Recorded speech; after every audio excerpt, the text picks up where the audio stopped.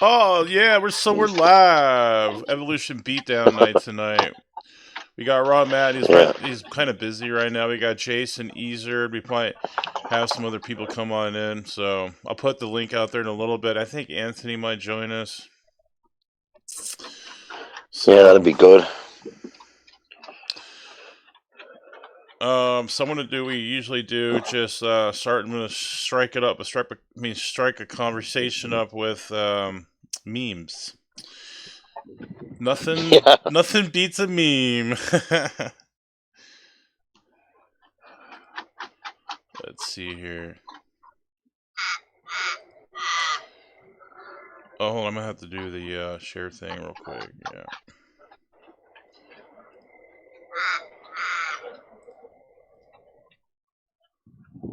If the wind's blowing on the mic, just tell me and I'll cut the mic out. Just that my old doggy winched at me to go out again like he always does. The wind is blowing.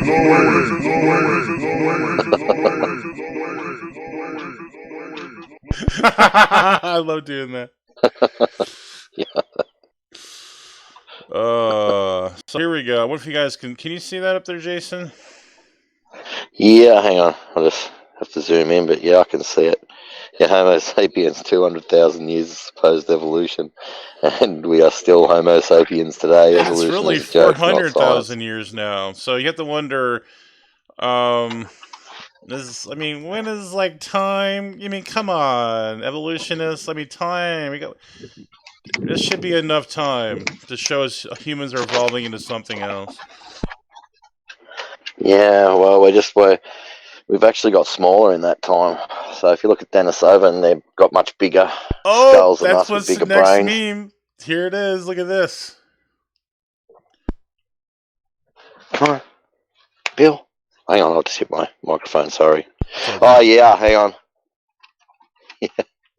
Yeah, modern man, Neanderthal. Yeah, and lived a lot longer and superior all over. Yeah, stronger, faster, everything. Oh, they just heard someone shooting. I mean, that's pretty normal for out here, though. Come on, you live in the country, so God hearing someone bless you shooting, it's too, nothing. Come on. Joshua.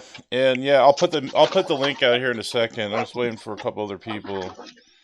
So I'm only going to be a couple of sec. Hang on. Yeah. I'm going to be about one more sec. Got to get my dogs in, and then I can settle down. We'll be all good.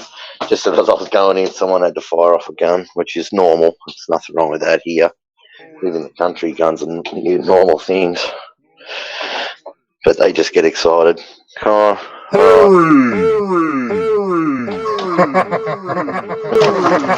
Come on. Oh man, I love that. I like to troll people with that. Yeah. Hurry, hurry, hurry, hurry. Yeah, we're just chilling out tonight. There's no hurry. Just exposing evolution. And I think Matt will be back in a little bit. There'll be we'll see who shows up.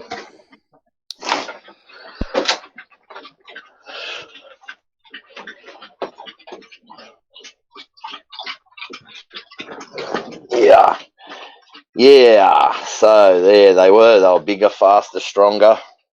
Denisovan was even bigger again and stronger again. I mean, yeah, the further you go back, the more superior man was. I mean, the Neanderthal had 10 mutations, I think, in one part of the mitochondria that they tested. I think it was the mitochondria.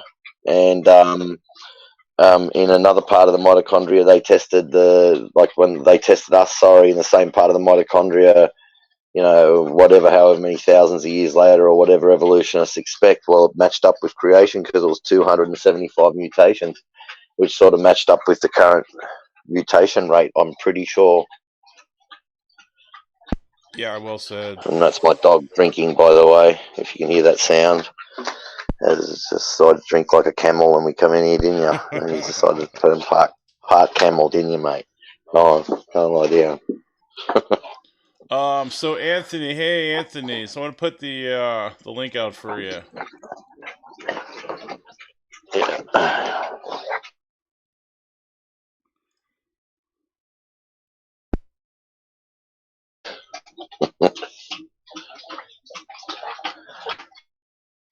It's a time when the dog's been drinking heaps of water. If evolution in man's been happening over 400 years, we're getting smaller. I don't see evolution. I don't see it. 400,000 years, you meant to say? Yeah. Yeah, no, we are. We're getting smaller. We're getting weaker. We're not getting. You do get the odd, person that's larger, but not strong. Like they clocked the Neanderthal, wasn't it? The Neanderthal running at something equivalent of I don't know, almost 50 kilometers an hour, like 47 kilometers an hour or something like that. Like, which is like, I don't know, 160. There's 100 kilometers an hour is 60 miles an hour. So if it's running that fast, and if they can clock it from the amount of like how far apart the footprints in the mud and stuff like that, then that's running pretty fast, man. I mean, I don't think you're going to find many humans today that could get even close to that. I don't know how fast people run today, but that's fast, man. Oh yeah. Hey, what's up, guys? How are you? All right, man. Everybody doing good? Yeah, I have a special video for you. Tony. Good. You're gonna like this. Yep. Cool. I emailed Aaron Ra earlier. He didn't get back to me. Actually, that's what we're gonna go to. There he is. There's his lovely face. Yeah. And everyone knows Aaron. He's the authority on everything. Yeah. Yeah, look at the look on his face. Look at that hot ape over there. He's a shifty man. That's a pretty ape. Oh, man. Yeah. Yep. Yeah, that's probably what he's thinking. Yeah. Or fish, or slug, or pond scum. Look at that pretty pond scum. Yeah, that's it. Pretty. I didn't know Erica was such good buddies with him. Erica. That's why I brought this up, because I find that very suspicious. Like, she claims to be an agnostic and all this other crap, but I don't see it. She sides with them more than anybody. Mm-hmm. But guess what they're going to be talking about here, Anthony? Oh. Abiogenesis! Oh, man. Yep. It's so highly likely, yet they don't have one example. I want to see you respond. Let's see what you think, your thoughts on this. I'm going to play it. Let me see if you can hear this first. Not a big fan of RNA. Can you hear that? Yeah, that's good. Okay, good. Here we go. World, then they might be like, well, yeah, I'm skeptical because they're teaching RNA world and I don't agree with it or whatever. Although, to be honest, it's hard to go against RNA world anymore. It is. Especially. Is that true, Anthony? Is it hard to go against this RNA world? Oh, RNA world's a total disaster. It's the most unstable molecule there is. Yeah, it is. And they find RNA markers in clay, and that somehow and crystals and forming on the backs of complex crystals, and that somehow explains the whole lot. That's their sort of, the layman's take on it. But, it's funny. Where is the RNA world leading? I mean, the RNA world hasn't done anything in 30 years. Yeah. But I'd like to see them go and find all this stuff on a planet where there's never been any life, and I'll be impressed then. Yeah. Find life on a planet that already has life. Like, wow, that's really amazing. Yeah. That's like a groundbreaking discovery. There's already billions of tons of life here, but Sure. Anyway. Yeah. What else does he say? I'm curious to what Aaron Ross says about the RNA world. I want to make sure this is playing. Here we go. There we go. We're good. I think you'll have him play. Here we go. With all of the there was a recent paper on what the Earth would have looked like pre-Ediacaran, or rather early Archean, mid-Archean. And it's like a total water world. So Warm Little Pond is like already out of there.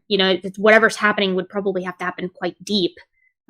Which, if I remember correctly, RNA world is they typically pin it with the hydrothermal vents, don't they?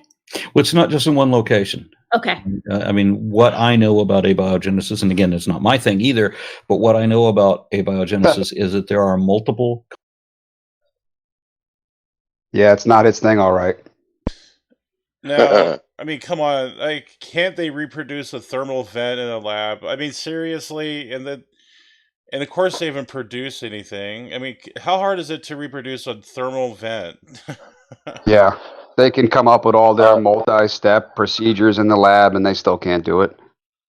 yeah, and that's right. And they've got someone there controlling the temperatures and turning them up Yep. and down and at the right times and adding in the reactions and the right chemicals at the right times and doing all. And they still can't do it. And that's an intelligence working on the outside. And it just happened by blind dumb luck, just from chemicals washed out of rocks, and just happened to be in the right place at the right time with, like just Absolutely. impossible. They're using activated nucleotides on that clay, so that would never happen under prebiotic chemistry anywhere. Oh, well, there you go. I didn't know that. So, Yeah. That's news. That's something I just learned. I thought they It's were all- doing something stupid like that. all purified reagents. Of course, they're not going to discuss that. No, my they question, don't. That's I mean, funny. my They question to never you, do mention Anthony, that. is how does the environment of a thermal vent increase the chances of an embryogenesis? That was Because you something need that. certain. Oh, sorry. Yeah. You go. Yeah, they just go, think Tony. they just think they're going to have the right conditions out there. I have no idea because Gerald Joyce, Yeah. I believe, came up with that That's back right. in the 80s. So it's an old. The right temperatures. Yeah, the temperatures don't work and things disperse in salt water. So I don't know. Yeah, I And, thought water actually they need it to happen destroys in a RNA. dark cave. Right. Like James Tour says, they need it to happen in a dark cave protected from ultraviolet radiation. In Absolutely. some pools heat up and some pools don't, and some pools have volcanic vents to them and next to them, and Yeah. other pools don't, and get all the different right temperatures and right reactions happening at exactly the right time, started and stopped at the right times. And they say, oh, that's all rubbish. You don't need that because of RNA, and RNA markers in clay solves all these problems and all this. It just Yeah. if there's no beginning, then simply there's no evolution. Could we ever get Aaron on the show? Anybody send him an invite and just Already get into tried. the? We've tried. What has he told you? He F refused. you. Did he refuse? Yeah, you said F you. Wow. that's exactly what he said. F you. F off. That's exactly what he said to you, Brace? Yeah. Unbelievable. It's So pretty that funny. pretty much explains with Aaron Raw what he constitutes, what he's worth, I guess, what he can provide. Can you let that video play a little more? I'm curious Yeah. what else he has to say. Completely unrelated processes, and some of these occur in different environments. So you have an increasing complexity where something has already undergone through this process, and then eventually it ends up in this that construct now ends up in this environment where this other change happens. Right. And then there's this other thing that goes through this other process in this other environment. If the two meet, and if it just seems like gibberish to me. Garbage. It is gibberish, Brace. It's garbage. It's like something formed to a certain step in one area near one vent, and then it sort of floated over to that vent without dissolving in the universal solvent called water, and then managed to join up with some other particle that did that one, and then maybe fell onto some crystal somewhere that had some structure that helped form it into a certain shape, and that's basically exactly what they say, that sort of stuff. And that's hey, not John, nice to have you in here. What's up, John? Hey, John. What's up, guys? Hey, John. Hey, John. Is my audio coming through? Yeah, clear. Yep. Yeah, you're good. Awesome. I'm gonna go find it. There's there's several very interesting papers on this whole RNA topic that just completely eviscerate every aspect of it, both from the things you guys have been discussing in the context of how could this actually happen in a very chaotic environment, number one. Right.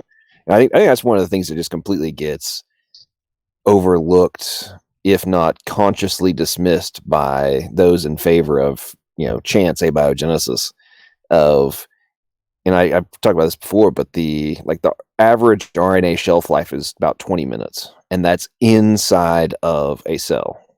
Yeah. So we're talking about this alkali vent that has, by default, force pushing up, right? Yeah. So if that's not going to be potentially dissolving these RNAs in the first place, I mean, I don't know what would. And then James Tours talked about this quite a bit. When you actually extrapolate this out, though, it's like, okay, even if it formed, you would need to then cool it and then heat it up again in different processes. And one of the jokes he makes is like, okay, cool, so we're in this thermal vent, and then it teleports to Antarctica, and it's in an iceberg, and then for the next step of the chemical process, it goes back to the thermal vent. And it's like, that's not even remotely realistic. No, absolutely not. No relevance to the natural world. No relevance to the natural world. Yeah. There's I like someone in the how chat Aaron. I'd like to read that comment. Did you guys see that? I'm not looking. Who is it, Luca? I appreciate Luca coming on the other night, though. Yeah, that was a good conversation. There's a guy named the Greatest Lion Earth. He goes, hydrothermal vent can reach temps nearly 400 Celsius. No raw amino acids or nucleotides could survive. Yeah, absolutely not. Things get destroyed. It's very interesting. They're talking about like 275 Fahrenheit or Celsius or whatever it is. I think it might be Fahrenheit. Right in the video where Aaron Ra is saying, "Oh well, this molecule went here and this molecule went there, and it was multi-step." Okay, how did it all come together, though? Yeah, they just sort of magically bumped into each other at the right time. He's got some imagination. There was millions. This guy. Because there was millions of these molecules floating around out there that take, that are almost impossible to form. Sure. And they just all these impossibly forming, protein molecules were just all floating around out there, just all forming and dissolving all the time, and they just happen to bump into each other all at the right time and form all the. That's sort of like saying that's that equivalent to the analogy of a tornado going through a junkyard and a 747 jet coming out at the end of the tornado. Fred Hoyle, but you know what? Aaron Ra's the authority, so Aaron Ra's the authority on abiogenesis. So he knows. He knows more than anyone. Yeah, that's right. He has a big ape brain, doesn't he?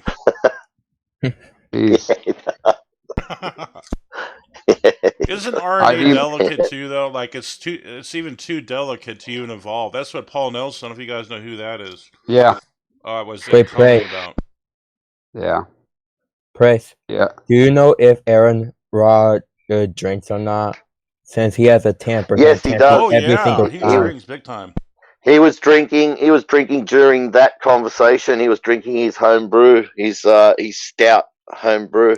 And it's really high alcohol content. He's admitted it. Super high alcohol content. He said he admitted that at 4 times or twice he walked out of a restaurant after drinking his own home brew blind. Like literally clinically blind, he said. He's an alcoholic then.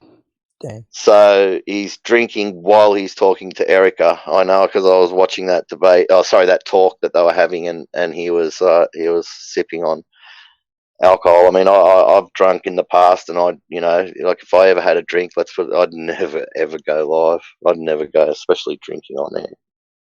So when you asked him on, he just said "F you," and that's it. Yeah, and then he even said other things too, you're a bunch of band of rednecks or something, Young Earth Creation rednecks or something like that. Unbelievable. Wow. James Tor would totally destroy him and the entire atheist experience. Oh yeah, but he won't ever do that though. Nah. No, because Aaron Ra wouldn't let him talk. He'd just start yelling and doing his little dance, his little monkey dance where he scrunches his armpits and jumps around and says, "Ooh, ah, ah, ah," as soon as someone starts to say something that contradicts what he, Unbelievable.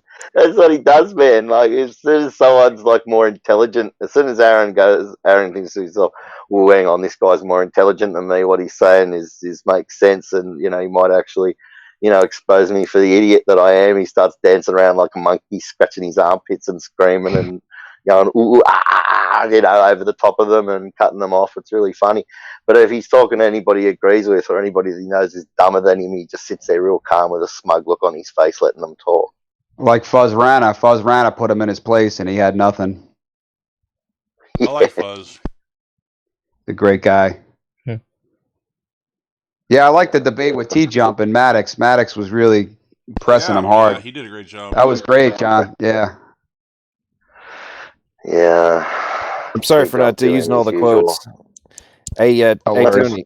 Hey Tony, Yes, sir. you'll love this one. So I'm actually looking at a paper on problems with the RNA world hypothesis, Sure. and where was it? If I can find it again.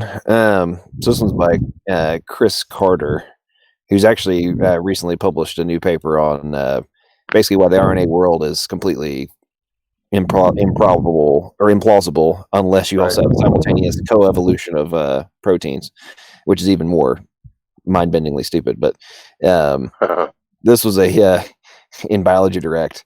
I, for one, have never subscribed to this view of the origin of life, and I am by no means alone. The RNA world hypothesis is driven almost entirely by the flow of data from very high technology combinatorial libraries, whose relationships to the prebiotic world is anything but worthy of unanimous support. There are several serious problems associated with it, and I view it as little more than a popular fantasy. There you go. I agree. Robert Shapiro said that too. He worked on the RNA world for almost 40 years, and yet that's exactly what he said. RNA forming on an early Earth is fantasy. Yeah. Yeah, Shapiro's not even a Darwinian evolutionist. He believes in some type of other evolution. Yeah, and he was agnostic. He even thought about panspermia, aliens, so I mean, you could see how far-fetched their assumptions were. Mm-hmm. Even Yeah. Dawkins even said that a few times, but yeah, they really have nothing. Nope. I'll play a little bit more and see what you guys think. Yeah. If there's this right phosphate under these conditions, and if there's a repeating cycle of inundation, irradiation, and dehydration, and then the phosphate arrives, it's like that. Oh, is it really just like that? Okay, right there. That's garbage. That's total garbage. Fuzz Rana called them out about that, about the UV radiation. That's where the chemist has to stop the experiment at certain times and then start the experiment, or else your molecules get destroyed. So Aaron Ra right there is lying. Well, I would wager he's not lying. I think he's just dumb. Well, you're not going to get radiation at just the exact moment, at the exact time. Well, no, of course you're not. I'm just saying, watching some of his stuff, I honestly wonder if he actually believes half what he says or is just unable to comprehend what he's doing. Totally dishonest, and he won't admit any of the problems with abiogenesis.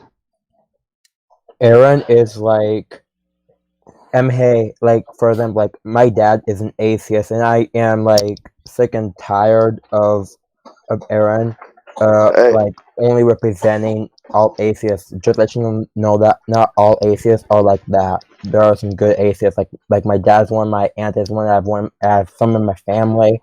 They are nothing like Aaron Ra at all. Yeah, I don't blame him. So there's nothing like him at all. Yeah. Yeah, I would be real happy if I had too much in common with Aaron Ra. I think a lot of people share that sentiment, though, believe it or not. I don't think a lot of people are magnetized to him. I think he's more of a villain. Right. Yeah. Yeah, I don't know what it is. They're drawn to this whole new, bitter anger, hatred, the new age atheist, very, very aggressive atheism. Right. Yeah. Yeah, he's always running stuff down. He's always running people things down, and he hasn't got an open mind. You show him anything and he just won't look at it at all. Yeah, I'm disappointed. Erica, I don't know. She seems kind of phony, She says she's so neutral on stuff. I'm not seeing it. He is phony. I'm not. Well, Erica's I'm not young, either. so. I would say she's neutral on it as Snake is right. Yeah. Snake was right. I mean, Snake was right. Like he says, I'm a skeptic. I'm just neutral. I want to believe in God. He doesn't want to believe in God. He's not a skeptic. He's not in the slightest bit neutral. Yeah. But it's just a game. Yeah. It's the same with Erica. She's so proud of herself when she got some live feed with a Christian who was becoming an old Earth Christian, because of the evidence and all this sort of stuff. And I'm just like, I didn't even watch it. I didn't watch it, but it would have just pissed me off too much. And anything you say would have been, they would have deleted it or stopped them from seeing Sure. it. So Yeah. Just cause myself stress for no So, reason. we observe and contest the law of biogenesis. Isn't that Right. interesting that the word "a" is included with atheist and abiogenesis? It means Yeah. not biogenesis. Isn't that interesting? Yeah. If there's any atheists in the chat, I mean, let them in, Yeah. Just let me know and I'll bring him. So I'll play with Yeah, bring them in. Anybody want to discuss the origin of life? I mean, yeah, I'm here. John's here. Jason. Yeah, let them in. And While for those we're of you looking out there for- who are inevitably Go ahead. I was going to say, since we are doing evolutionary beatdown, something that I've been contemplating lately is, how all of these activists that we hear in the debates, the videos we watch, they all argue that there is no question about Darwinism in general, right? And that it's just Right. an accepted premise. And of course, we all know that there's plenty of folks who are dramatically disagreeing with that in a lot of aspects. And a little bit later on, I'm looking through this paper that's specifically about that topic. Later on, I'd like to bring up a few things and have us discuss it, because there's quite a few papers that have been published by some significantly eminent biologists who are directly calling for new concepts and the complete replacement of neo-Darwinism, which I think is something we should discuss. I agree, man.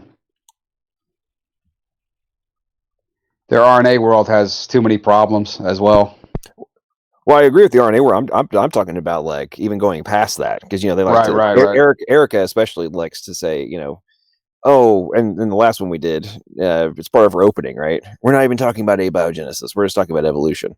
Yeah. And the point I'm making is that there's plenty of people in the Royal Society and a variety of other, preeminent institutions around the world that are directly stating that what she and others are arguing is not a viable explanation. Yeah, agreed. I've heard that. Yeah, there's actually a woman, I don't know her name, Margulis. She's trying to propose a whole new mechanism that is completely contradictory or, distinct from mutation and natural selection. Yeah. Yeah, they got to keep changing it every year. It's only getting worse. But it's mutation, natural selection is not going to get it done. It's not a viable mechanism to produce that, to produce novel features in the genome. Yeah. Well, just repackage it and rename it year after year.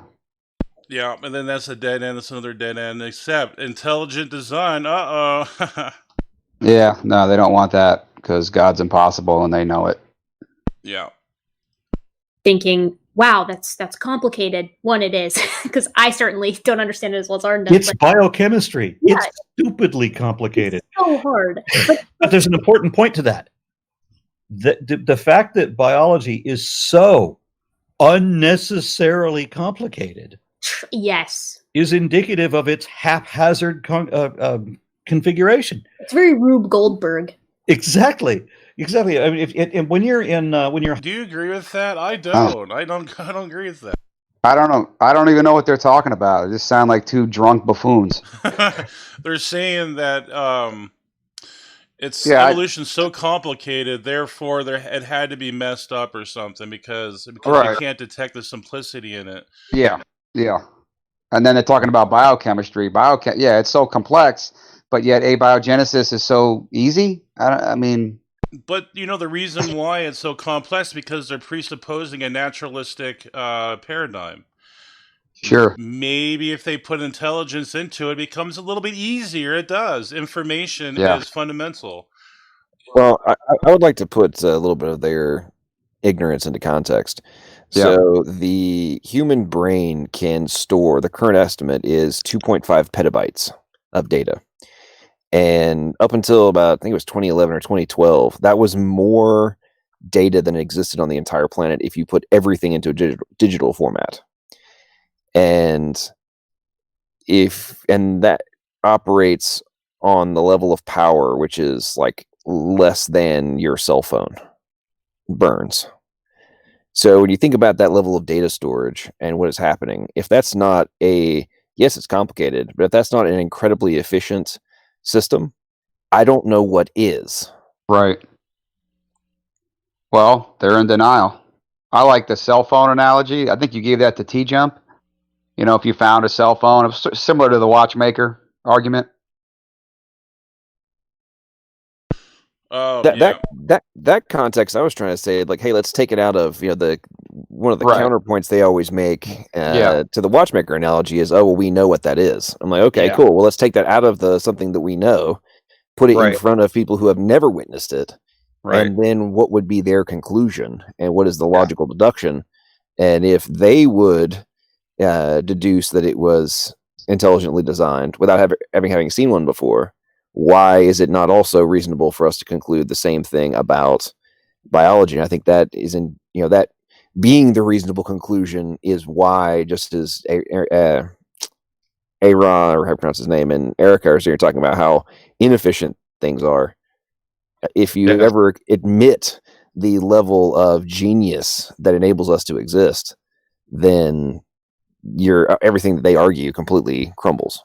Yeah. I have an example of something that we can. I think it's parallel with the genome. I want to see what you guys think of it.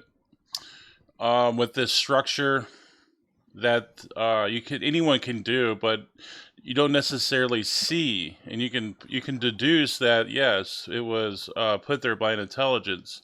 I just got to find it real quick.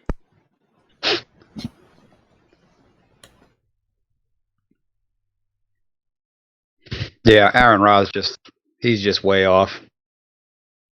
He's a fundamentalist. I mean, it's pretty easy to see. Total extremist. Don't ever question what he says. He will lose his damn mind. Right. It's almost like a cult. Like he coerces his like followers. Like if you challenge my authority, you're gonna get backlash. Yeah. From a bunch of brainwashed buffoons. And then they act just like him too. Like they're just arrogant and apathetic. Right. Like there's no type of substance, and you can't really draw anything from those type of people. I mean, that's what you get with this type of atheism. I mean, there's atheists out there that are much more kind and generous and respectable. You can have good conversations with. Yeah. And they're not a-holes, like complete a-holes. Anthony Flew was a good example. He became a deist later in life, but yeah, he didn't act anything like Dawkins or, you know. Yeah. But yeah, Erica's somebody that will, she plays neutral, but then I see her on all these atheist channels. So, you know, bashing you guys and bashing Christians. Oh, she was bashing, what's his, Hovind and his followers, him and Aaron Ross. Right. And you know what else I find weird? The atheists, I don't hear them attacking Muslims that much. You know, nothing against Muslims, but they just, I don't know. They really go after the Christians more than anybody. Yeah, because Christians are most targeted. Yeah, I just don't hear them making fun of Hindus and, you know, Muslims. It's mostly, you know, Christians. Well, it's because they don't. Well, I think they view the things like Hinduism and Buddhism along the lines of like Greek mythology. Oh, okay. Well, here's the thing. Majority of Buddhists consider themselves atheists. They really don't believe in a god. They believe in Buddha and in a higher mind. That's all they believe in. They're basically atheists, but with more of a science caught up with science is caught up with Buddhism. I mean, Buddhists have no answers to nothing. Yeah. We know there's a beginning of the universe. Life had a start. Life, you know, did not come from non-life all on its own. Yeah. Yeah, any atheists, let them in, man. If they're out there, I haven't checked the chat. I know who we should let in. Let's get. Let me. Let's see here. Maybe Incognito or Matt Bond. Sure, I let them kinda in. I mean, yeah, let somebody in. So I If you're an apologize for atheist the in the delay here. It's just so chat, many pictures. come on in. But wait till you Yeah. see what I'm going to show. I think it makes a plain statement that you can deduce intelligent design pretty easily. It's just so freaking much I have to go through. Yeah, they're the origin While of you're life looking, chemists. Yeah, go ahead, man. while you're looking for that, praise this is a beautiful line. This is from a paper in 2006. Organisms are not simply manufactured according to a set of instructions. There is no easy way to separate instructions from the process of carrying them out, to distinguish plan from execution. And I mean, when you really think about that in the context of, the discussions we have about, genetic code and programming and all those different things, we're really dumbing it down to, yes, these different facets exist, but the actual execution of them requires all of these other components. Otherwise, separately, they're worthless. And I think when you apply that to the entire evolutionary model of none of this can be executed without all of these other parts, then how do you just slowly get to them if you could never have executed it in the first place? Yeah, that's a good point. And they can't generate all the life-friendly molecules. No, of They're course not. not. I mean, and No. here's the other thing that I find very interesting is and this applies to both abiogenesis and beyond, but we often are debating amino acids and some RNA molecules and all these different things, but in reality, there are thousands of different chemicals that are required for execution of life processes. Sure. And we're breaking it down to, hey, if we can't even explain, in my opinion, it's not that you should ignore all these others, but it's if you can't even account for the basics, Yeah, you can't. then how do you remotely conclude that you can account for the All other of it. thousands that are also required to actually proceed any further? And they all have to Yeah. be in the same place simultaneously in the Same appropriate time. order and Yep. executed, and the chemical reactions all have to occur Right. in the appropriate order. Yeah. I mean, to me, that stuff, it's just you've jumped beyond any kind of plausibility into a pure fantasy in order to justify your worldview. And then when you Sure. apply, I mean, now right there, we're talking about abiogenesis. When you go into the evolutionary state, or evolutionary theory, it's like you're concluding that these different random mutations all happened and they all survived the different, phases to ultimately be executed into an entirely new function. They And can't. to me, that one just, I can't ever figure that one out, especially something I was thinking about was in the context of, when the zygote is forming and the mother-father DNA or base pairs are coming together. There is, other than the components of the code that are imprinted, everything else gets completely wiped. All of the previous heretical factors that have come from epigenetics are completely erased, other than the few that are remainder inside of the special imprint sections of the chromosomes. So when you think about that, it's literally like wiping the slate clean, other than a few minor variables, which also are wiped out within 3 or 4 generations.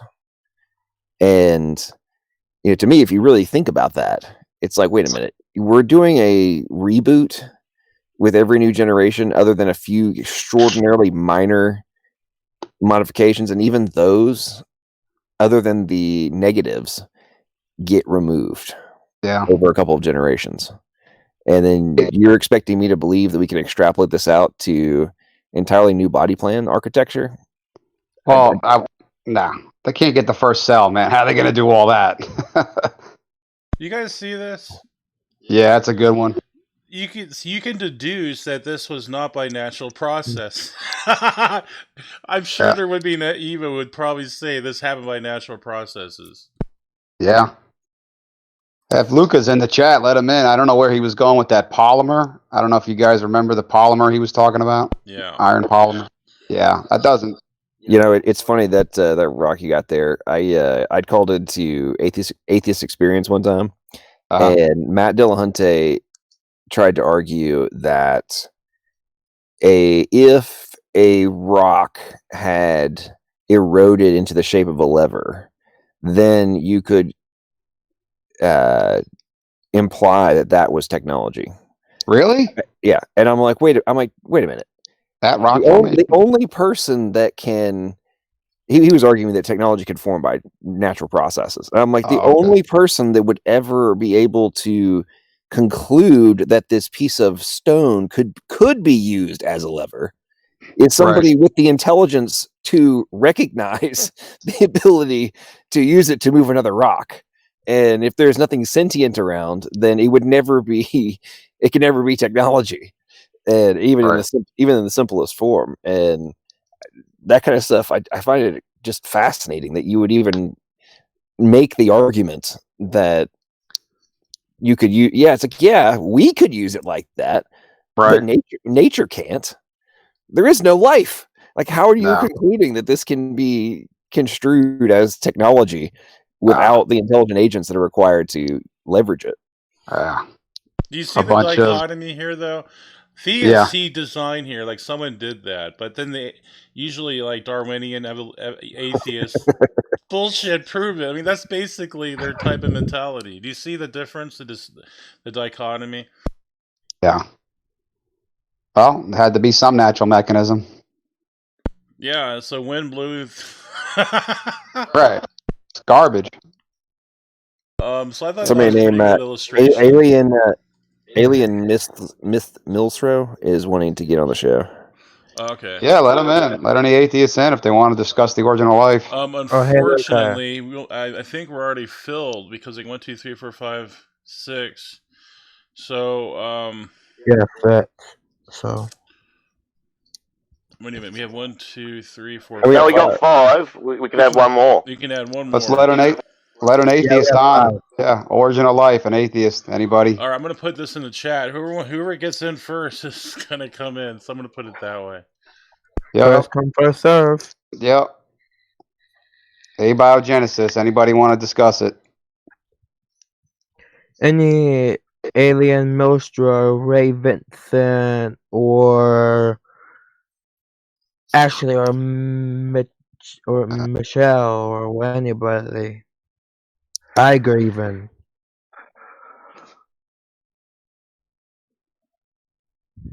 So you guys want to hear some more of Aaron Bra? Yeah, I'd like to hear all that. Aaron Bra. How's it going, Bra? She-Ra. He does got a little something going on there. Or you're like beginning college and you study photosynthesis. Oh God! When they start giving you that, you're like, why would anyone design anything to be so ridiculously convoluted as this? This makes no sense. Photosynthesis is incredibly complex and it's beautiful. I don't understand where does he even get this from? It's ridiculous. Why doesn't he design a plant cell? Go design a plant and show how it would work, Aaron. Do it. Is Aaron high or something? Going on there? Because I didn't. Because if you look and hear the way he sounds, it looks like he's high on something. Design anything to be so ridiculously convoluted as this. This makes no sense. We got Alien in here now. Alien Milsro. You can hear me? What's up? Yeah. Yes, sir. Amen. Okay. Yeah, what's your best evidence for the origin of life in the RNA world? Great.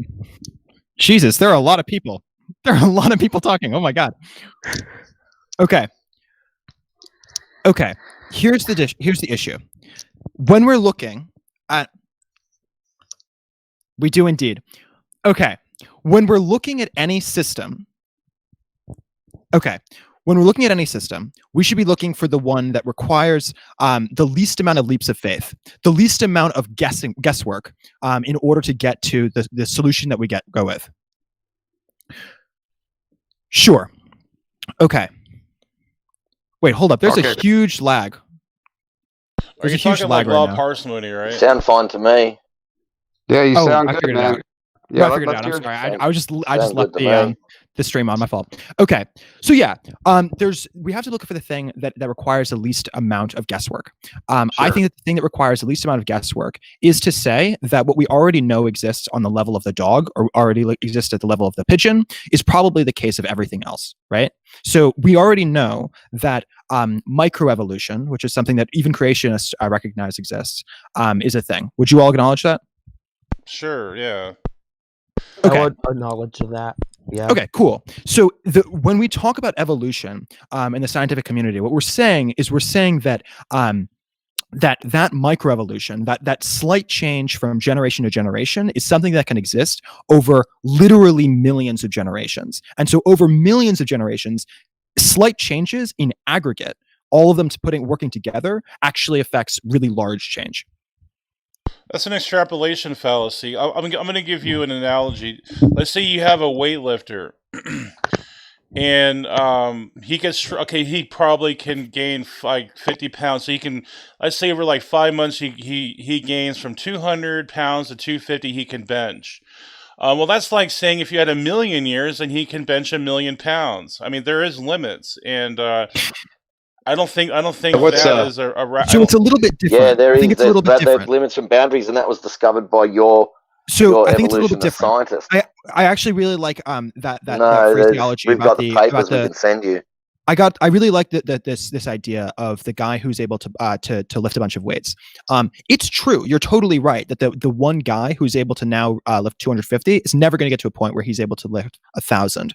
What is not true, however, is that you couldn't move his evolution towards a point by which he's able to lift 1,000. So when we're talking about dogs, for example, we once had dogs that were, approximately the size of a wolf, basically, because that's where they evolved from. But they were able to, over generations and generations and generations, get to a point where they're the size of a Great Dane, which is larger, or the size of a Chihuahua, which is much smaller, right? That evolution but I just want to make a point happened there. over many generations. Wait a minute. To get to the size of a Great Dane, it's larger means that it's got a bigger genome. Is wrong. It's got a smaller genome. No. I'm not saying it lost. I'm not saying genome. I'm saying that the idea that it's not going to be able to change. And besides, have you ever seen a purebred wolf? You can get freaks of wolves that get as big as any Great Dane I've ever seen. There are no. Weight I would be very curious wolves to see. are huge. I'd be very curious to see a wolf that was the size of a Chihuahua, right? Yeah, but the Chihuahua's lost genetic information. To go all the way from a wolf to a Chihuahua, it's thrown away so much genetic information to get there. It's not gained anything, and it's certainly not becoming anything else. It's just a dog with tons and tons of really crappy mutations. So, okay, you're making a sort of hang on. Okay, let's extrapolate out your dog go for it. Analogy here. So, as Jason was saying, it's actually a result of loss of genetic information. So I'll give you a prime example. Bulldogs. They don't expect bulldogs to last another 100 years because they have undergone so much modification and degradation of genetic capacity that they're already having massive issues with reproduction as well as even breathing. And the current extrapolations are that within 100 years, if not sooner, and some people are even projecting inside of the next 50, that bulldogs will be extinct. So if you're going to argue that just because modifications to a existing, like a poodle. A poodle's hair keeps growing because it's lost a part of its the part of its stop codon region that tells it to stop growing. It's actually deleterious because if you don't cut its hair, it'll keep growing until it just falls over and dies because it can't move. Was your name Alan? Mutation. I guess I'm a little bit confused. Can you help me understand something? So you're suggesting that it's genetically worse off, but that's not really what evolution is claiming. I might agree with you, but that's not really what evolution is claiming. What evolution is about is whether or not it's different, right? Okay, you started this off. The genome's getting weaker and smaller. Anyway, I'll let someone else answer that. Yeah, you guys are better qualified than me. Let me make a quick interjection here. So, let's put this in context of a website, right? So you've got a awesome website. You've got all your standard pages and some cool functions, right? If you hide, let's say you're using WordPress, and you hide you unpublish a couple of the pages, and then over time, due to trying to transfer the your source code over to a new server, you had a copying error, and the data was lost for part of the CSS files that control the structure of your colors and the ways that some different things are laid out, and there's some errors in it. Now, yes, you have your content there still.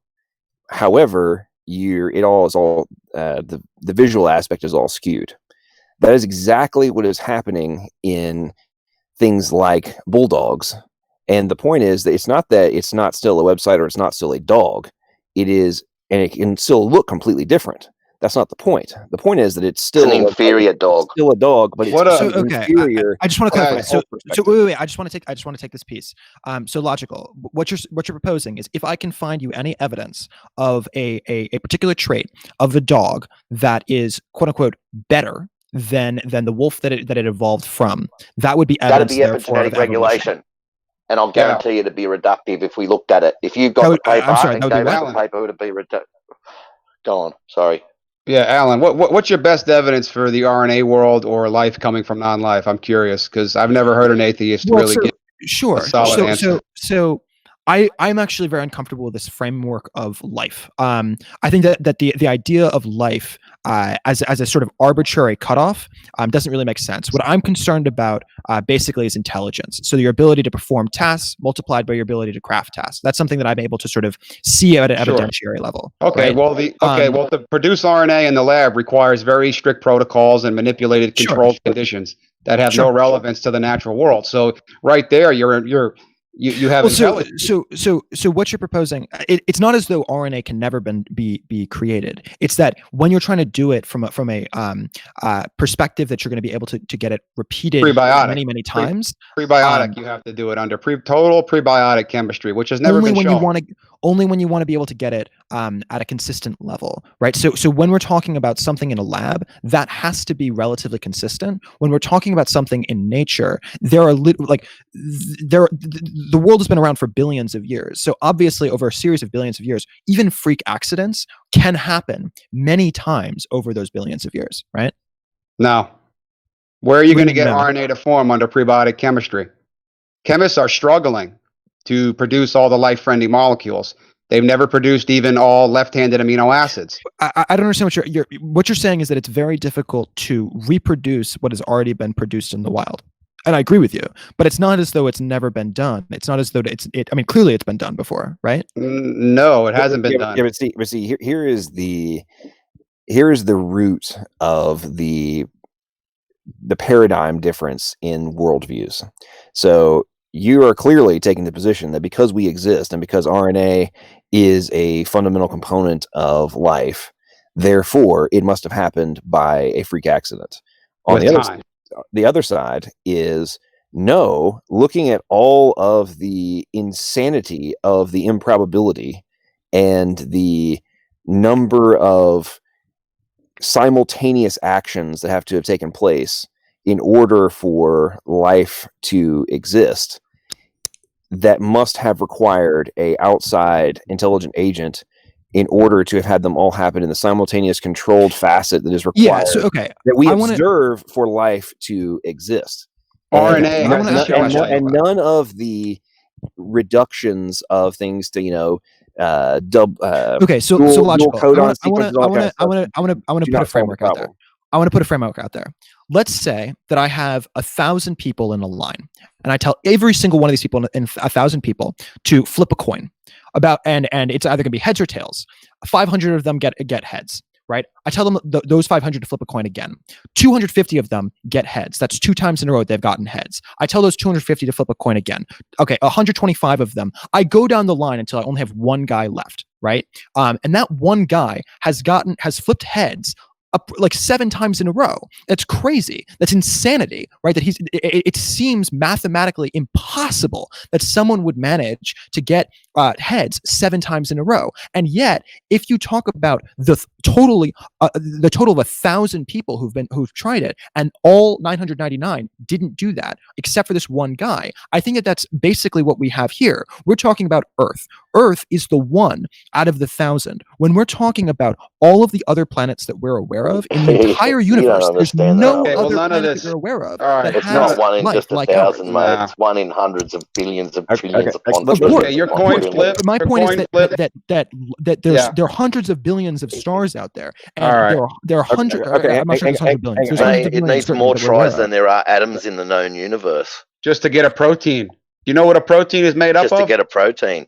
You know Double what a the protein. amount of tries. All right. What is a Sorry, I'll let you protein? go on with that, mate. Yeah. What is a protein made up of? Sorry. By the way, tell us I all. don't understand. I understand What is a protein? What is a protein made up of, and how does a protein fold?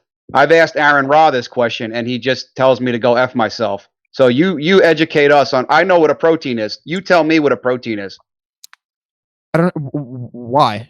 What's the relevance of this? Because We're having a scientific discussion on abiogenesis. Hang on, guys. Okay, so It's not really a scientific question. It's a mathematical question. No, it's not, no, it's because you both. need the correct molecules in order to get a functional protein. Wait, so are you saying that life happens by chance? Is that what you're saying? Yeah, Just let him. correct. No, he's asking him what components make up a protein. Like a protein is made up of different components, and what are the chemical components that a protein is made up of? What are the life-friendly molecules needed for proteins to There's function? like amino acids. There's carbon. There's Okay, hydrogen. what There's kind? oxygen. Why? What kind of amino acids, and how are you going to generate them under prebiotic chemistry? That's my specific question. You need to do that under immense pressure, so you do it inside of a star. I don't understand what the question is. No, you're not going to get it in a star. That's a wild assumption. So No, stars that's not a create wild life. assumption. That's where. Then why is it? It's never been Because- proven. We're talking about proteins. What are you forming, talking? mate. What do you mean? It's wait. They dissolve in hang water. on. There's like Time out, 15 time out, different time people out, talking time at the same time. Time out. That time has been proven. We're very aware of that. no, It's not like new elements. information. The argument for things coming from the star are the elements, not Correct. That's what the- I'm saying. Yeah. Right. Yeah, but we're not talking about the elements. We're talking about. You asked what's in a protein. The answer is carbon. The answer is hydrogen. The answer is oxygen. What I'm are those? asking you the Those are- information. I'm asking you the information that makes a A protein. in a- protein is joined information, by, okay. by Yeah, certain the information types of happens- amino acids with certain Sure. types of other chemicals that bond them So together all information make up is an protein in a interaction. certain sequence. Jason, I'm trying to answer. Thank you. All information is an interaction between those different base chemicals, right? No, it's actually a specified Uh, arrangement of information. Specified Correct. arrangement. That's my point. But it's an arrangement of those chemicals, right? Right, and we haven't seen that form under unguided natural chemistry. We have never observed a protein that's form. right. We have never observed RNA okay, form. so let's play this out. Yes, we have never seen it in direct shown cases immediately under a microscope in human labs. I agree with you. Okay, therefore? Therefore, you don't have any good chemistry to say that it can actually happen, man. Wait. You're not helping your own side. Wait. First off, I definitely don't have a side. I'm not an atheist. I think you guys are all under the impression that I'm an atheist. I'm not an atheist at all. But the idea that because there's not perfect evidence that we should take the giant leap of faith of saying that it was the Christian God because there's no It's a much bigger leap of faith. No, that's a believe It's a that much, it came yeah, from much random bigger leap. chance And from we chemicals haven't. washed out of rock. Wait a minute. We haven't read No, anything out of the Bible to you. Right. I just want to clarify. What are you arguing for? A designer. That's it. A designer. designer. Yes, for the specifically for the origin of genetic information, because it's never been shown to arise through purely unguided chemistry. Never. And Aaron Ra talking about the RNA world. So where did the designer come from? Well, that's a whole nother theological discussion. question. I mean, No, it's not. No, it's not. I think that's totally genuine. If you're saying, wait, let's. Sure. The reason I'm asking this is because you're suggesting that something as complicated as us can't happen by chance, and now you're just sort of punting on the question of what it was that created the thing that created us. Okay, I'll answer more complicated. God would be infinite. First of all, God would be infinite, and if you wrote where a did book, it come from? Where did God come from? Where did the infinite multiverse come from? Self-contradiction. I think that the question of where did the matter come from? Wait. So I just want to answer this. The question of where did the matter come from is a very serious conversation. I don't know the answer to where the matter came from. I'm agnostic on that. However, However, the underlying matter is a different question than how did they manage to interact? How did all of that matter manage to interact in such a manner that it became what we refer to as life, what we refer to as humans, right? Right, and that's what we're talking about. The first cell, and that's what the whole point of what we. So you're asking, where's the matter from? No, we're asking. No, we're asking what chemicals. He asked. His question was, what chemicals make up a protein? Alan. Okay, yeah, that was my question. We're specifically talking about abiogenesis. If you want to talk about cosmology and where did God come from, that's a whole nother topic. We can do that. But our specific question was proteins and how did life get going from non-life? Yeah, the answer is that a bunch of different chemicals, a bunch of chemical reactions. I mean, the framework of I want to answer this. Let's let him finish. Go ahead. Thank you. I appreciate it, Logic. Okay. The truth is that the setup of life is an arbitrary cutoff, right? I think that all of this stuff is happening at a level of a spectrum. All of what we are is a bunch of really complicated chemical reactions. Now, we're a heck of a lot more complicated than anything happening at a cellular level, but we call both humans and also individual cells, quote unquote, alive. So it's an arbitrary cutoff. You could cut it off at the level of the human. You could cut it off much higher than that, right? I can send you a paper right now by James Tour that will tell you that all those reactions. Do you want to define life for me? Something that reproduces, eats, dies. Okay, cool.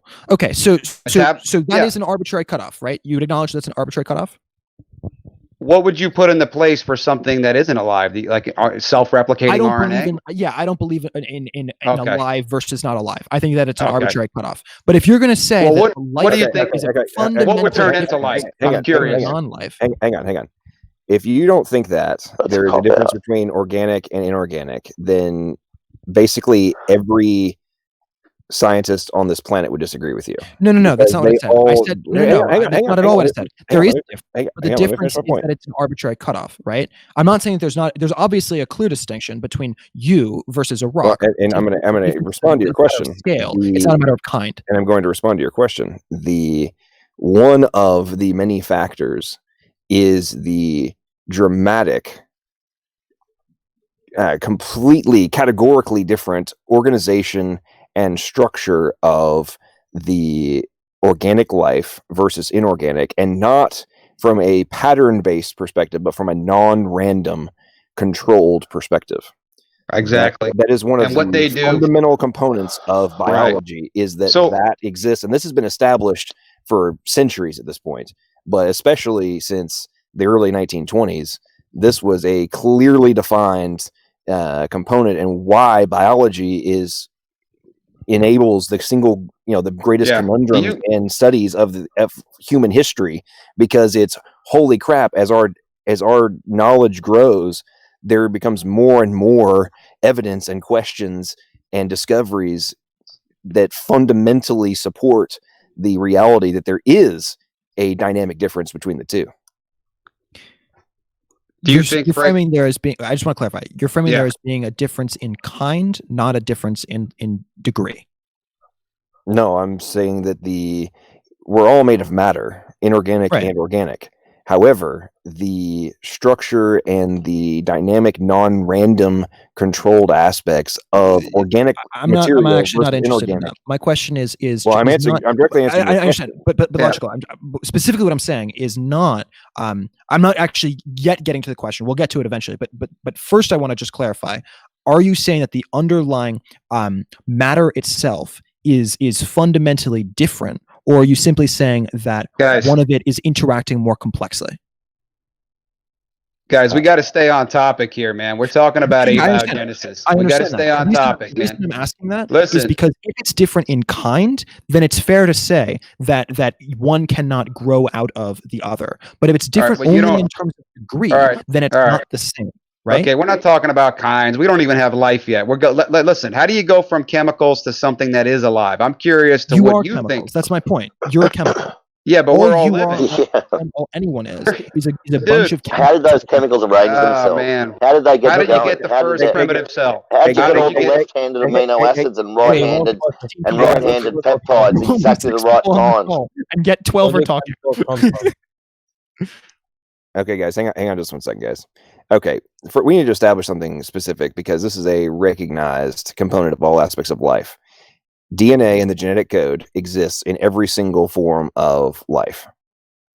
Is that a fact, number one, in your opinion? And number two, is there a information component that is immaterial to purely the chemical components that is required for the execution of those chemical reactions in order for biology to exist? When you say immaterial, what do you mean? Well, information is immaterial. So number one, again, well, just clarify. No. Wait. I just want to answer that. No. Right? Information is not immaterial. Even when we're talking about like a computer, there's a physical storage system by which that is the medium. We're talking right now. Dude, this information is being recorded, but it's being recorded through a computer, and there's a physical location of it. Right? Hey, listen, that is one of the most let's just say that's a very uninformed response. Wait, okay? why is that uninformed? I'm about to answer your question if you'll be quiet for a second. So there are mediums which can contain information, but the medium is not the information itself. So example, in your hard drive, that data is actually stored by space, not by matter.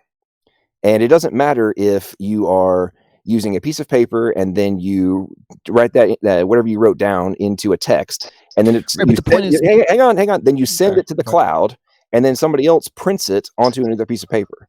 The information itself and the meanings and the semantics of it are what is the immaterial aspect, not the medium. So I agree. It does not matter if it is paper, if it's a rock, if it's clay, if it is a hard drive or a thumb drive or anything else that is storing the information.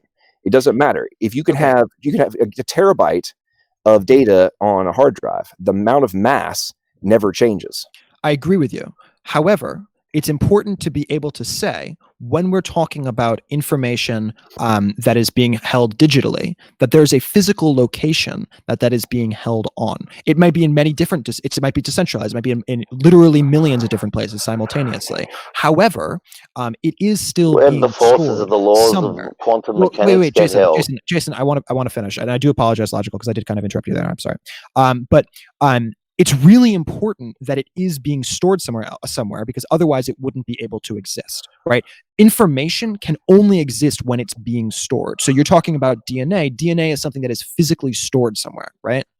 Well, the DNA is the storage medium. Right, that's my point. But the information of the DNA the genetic code is the digital information that is contained inside of the DNA. Right. And so the DNA is a physical location. And so when we're talking about the DNA, what we're talking about is a bunch of chemical reactions that are storing that information, right? False. There is chemicals that are storing the information, but the chemicals themselves are not the information. So a gene sequence is the base pairs of nucleotides in codon triplets, right? Sure. And each codon of the syntax of the genetic code is equal to a amino acid. It does not become the amino acid. It is not transformed into the amino acid.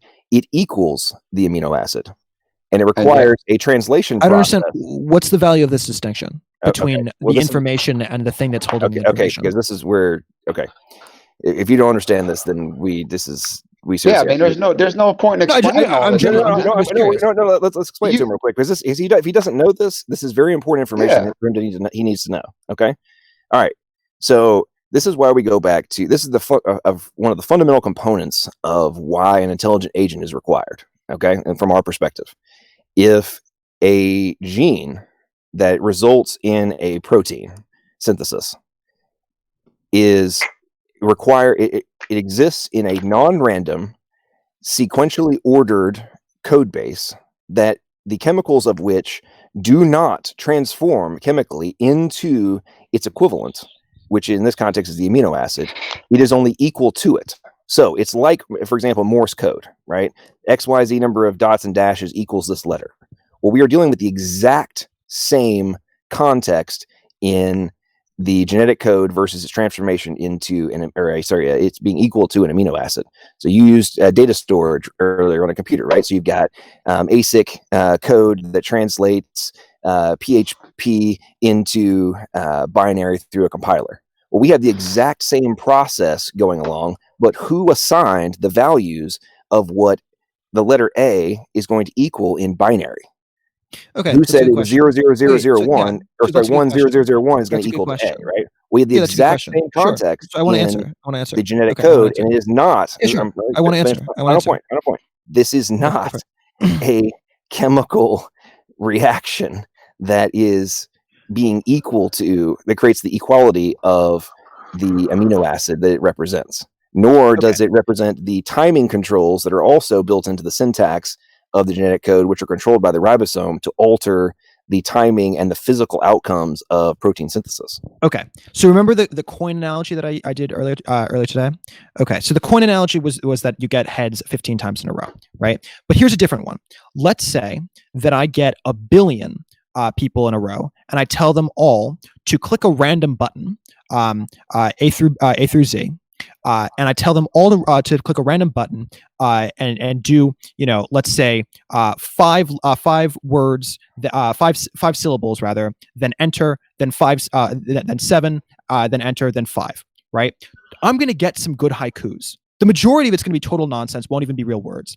But I'm actually going to get some pretty good haikus because I just got a literal 1 billion random letter assortments, right? So some of them will be reasonable haikus. And if I looked at those haikus on paper, I'd be like, oh, those haikus actually make a lot of sense. But if you look in the totality of all of the other things that are around it, it wouldn't be fair to say that this was written by a person, right? Otherwise, it would look like it was written by a person if it was alone. Right? Okay, so you know the root fallacy of the example you're giving here? Well, obviously no, because otherwise I wouldn't say it. What's the problem? The root fallacy is that it, even being able to define those haikus, requires intelligence. Right. It requires a method and a mechanism. But logical, from the perspective of the quote unquote author of that, right? It wouldn't be a haiku. It's only because I'm intelligent. I do understand what a haiku is. Right. That I would be able to claim that that's a haiku. And you have the ability to do information processing, and that is the important component of this whole deal, which is biology requires information processing. Wait, but the point is that the quote unquote author, right, of that haiku, even though I, as a reader of the haiku, recognize that it's a haiku, the quote unquote author of the haiku wouldn't have recognized that it's a haiku. It would have just considered it to be a random assortment of letters, right? All right. I have a quick question. Why do origin of life chemists have to use purified reagents in their experiments if simple prebiotic chemistry can do it? Because they need to get much more than the very, very minute percentage. The percentage when you do all these chemical reactions that will actually create more complex chemical reactions because of them is very, very small, right? But if you want to get it in a lab, you need to be able to make sure that it's going to happen many times. In fact, the vast majority of times that you attempt to create the reaction. So you have to do it differently when you're approaching it in a lab than you have to do it when you have literally billions of years to do this. Most of the time wrong. Stop right there. You see what you just did?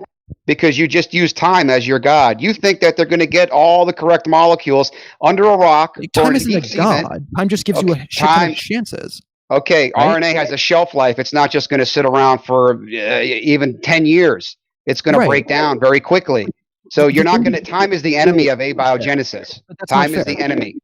That's not fair. The individual RNA falls apart. I agree, but it's not like RNA writ large falls apart because RNA is able to reproduce itself. You don't have large chains of RNA. Right? What the RNA that they have engineered is very limited and extremely unstable. Right. My point, though, is that RNA, writ large, is able, like in the wild, if you want to frame it in that sense, You could have is able to oceans of reproduce RNA. itself. Okay, It's able James to Tor- reproduce itself. And so even though No. the individual RNA dies, it doesn't matter because it's not about the individual RNA. It's about the aggregate, the totality. No, of you could have all oceans RNA filled with working RNA. together, right? Okay. No, Hey, oceans. Yeah. Let me jump in for just 1 second. Yeah, Okay, go ahead, man. The whole reason that I brought up the concept of the information requirements and the ordered code base, which is does not become, but is equal to, right? It doesn't matter if the RNA can template itself and then keep recreating the same template. It also doesn't matter if there's slight modifications to it, because you have to have a non-random syntax develop, and that is not a remotely, and this is agreed upon by the guys doing the research. Yeah, that James Tor. That create, no, not even James. I'm talking Lee Cronin. Yeah, the atheist. Yeah, Lee Cronin. Yeah, and they are struggling. They are struggling because it's difficult. Lee Cronin basically admits abiogenesis is unfalsifiable. I don't understand why this is difficult. Like, we're talking. You don't. You don't understand why this is difficult? Because we're talking about the world. We're talking about the entire universe. We're talking. Like if you go to other planets, they don't look like. Earth. Other planets. Wait, but other Tony, planets. We're talking about all of the matter in the universe. What percentage of the matter, even on Earth, is alive? Right? How is abiogenesis going to happen on another planet? Can you just answer this? Even on Earth, right? What percentage of the all of the matter on Earth is alive? Oh, I don't know the exact percentage, but I mean, we wouldn't have life, though. Neither do I. But the point is that it's certainly greatly lower than 1%, right? We don't have any scenario which has ever shown, life from non-life. So, I mean, I could give you infinite planets. I could give you infinite planets. According to the scientific definition that we currently utilize, there is a cutoff, and I agree it's arbitrary, but there's a cutoff, and we can say, okay, well, where's this percentage of the matter on Earth is alive, and that percentage. Let me ask you this: where do you think the abiogenesis event most likely took place? I don't. What's the question? Where do you wherever you want to place abiogenesis, another planet, another universe, a deep sea vent, under a rock, where do you think it most likely happened? Abiogenesis. Happened in a bunch of different places simultaneously, or not even simultaneously, over billions of years. Okay, give me what? No. Where? Give me one. Anywhere that you might say where you can point to life, Earth is probably an example. Okay, well they're struggling under prebiotic chemistry to produce proteins. Do you understand this? They're struggling in a single human lifetime, which is literally like in terms of productive. You cannot even achieve all left-handed amino acids. I have a question for you. How long have scientists been trying to do this in a lab? They've been trying for 100 years now. Okay. Over 100 years. That's a long time. I think it's less than 100 years, but let's go with 100 years, right? Okay. Hey, dude, hang on. Don't say because of all of human history. Hang on, man. Your time argument. Hang on. I'm gonna cut you off here, man. Your time argument is a completely illogical concept when you actually think about what is required to occur. So let me put this in context for you. If you have a piece of wood, a big log, right? Over billions of years, let's assume it doesn't degrade. Over 1 billion years, is that log ever going to turn into a statue that is carved with perfect angles and everything to create the shape of a human? Without another person, an intelligent agent, to come and carve that piece of wood, or even a baseball bat. Will it ever happen? Now, think about this. The answer to that is hang on. There's a second. There's a second part of this. The point I'm making. Okay. But I've already answered. No, you have not. No, you have not. Hang on. I'm not done with the point yet, bro. Trees, and you had a wind that was shut up and listen to the point, or we're going to put you on mute. Okay. You keep interrupting everybody. Listen. I don't think any logical person would ever conclude that log could carve itself. However, with an intelligent person who's an artist comes along, they could carve that piece of wood into a beautiful statue in a very short period of time. The same thing applies to chemistry when there are okay, as an example, could Coca-Cola have ever invented itself by accident? No, it could not. However, a guy back in the 1800s was able to design it and create it very quickly. Can I answer the basic question of the statue? Good. Okay, thank you. Okay. When we're talking about water, for example, water quite obviously is not intelligent in the level that any of us are talking about. When we have billions of years of water crashing into the same rocks over generations and generations and generations, it can create the Grand Canyon. Right, that's a very small river. It's not a huge river. Dude, is the Grand Canyon Michelangelo's statue of David? Yes or no? I'm sorry. Could you repeat the question? Could a river? Hang on. Could a river ever create the statue of David? Potentially, yeah. You think that a river, an uncontrolled river, could create? Of course. Of course, yes. You think it could create the statue of David with his little pecker and his curly hair? If you have enough water and you have enough marble, obviously the answer is yes. Of course. If you you're delusional, man. You're totally delusional. Wait, if you had enough water and enough rocks, then you could. Wait, Jason, that could actually happen. Jason, can I ask a question? Yes, go on. Okay, thank you. Go on. Okay, if I give you literally a trillion, let's not go with a trillion. Let's go with sextillion, because it's a sexy number. Okay, I give you a sextillion amount of stupid monkeys who are not intelligent at any level. They're just going to bang on keyboards, right? If they do that for long enough, they will eventually, literally, letter for letter, reproduce Shakespeare. Absolutely not. That's ridiculous. It's not ridiculous. It is ridiculous. Mate. You should do a stand-up. It's a mathematical fact. To be clear, they're in addition to creating Shakespeare, the vast majority of what they're going to create is total and utter nonsense. Don't get me wrong. Okay, so how long is it going to take? How long is it going to take? If you had the works of Tolstoy and Shakespeare. Guys, how long is it going to take? Alan, how long is it going to take to prove abiogenesis? Trillions of years? Where are you going to prove it? Where is abiogenesis ever going to be proven? And will it take trillions of years? I think it's probably going to take us an additional. I don't know what the definition of proof means for you, right? Because life from non-life, dude. You're going off topic on a lot of other things. I've asked you for a scenario. Hold it. Here was my original question. He's saying that information can be created, and there'll be vast amounts of junk in between it. But there'll be this information. Jason's got it. Jason, I love you. You're wonderful. Yes, Jason has it. There That's you what go. he's trying to say. Where is fantastic? And the works of Tolstoy and writers like that can be found in amongst the pages of all. You would believe that and not believe in God. So yeah, also, amazing. A bunch of trashy Divergent series books are going to be found. But yeah, also Shakespeare. Yeah, you couldn't get the first protein, man. Funny. You can't even get a protein. Yep. No. You'll never get a protein by chance. Have to be You're never going to get a joined protein together. by chance. Yeah, no. And how long is it going to take to prove it in the lab? Trillions of years? Double the amount of atoms in the universe. I told you the answer to that. Then why isn't abiogenesis a fact? Why isn't abiogenesis proven?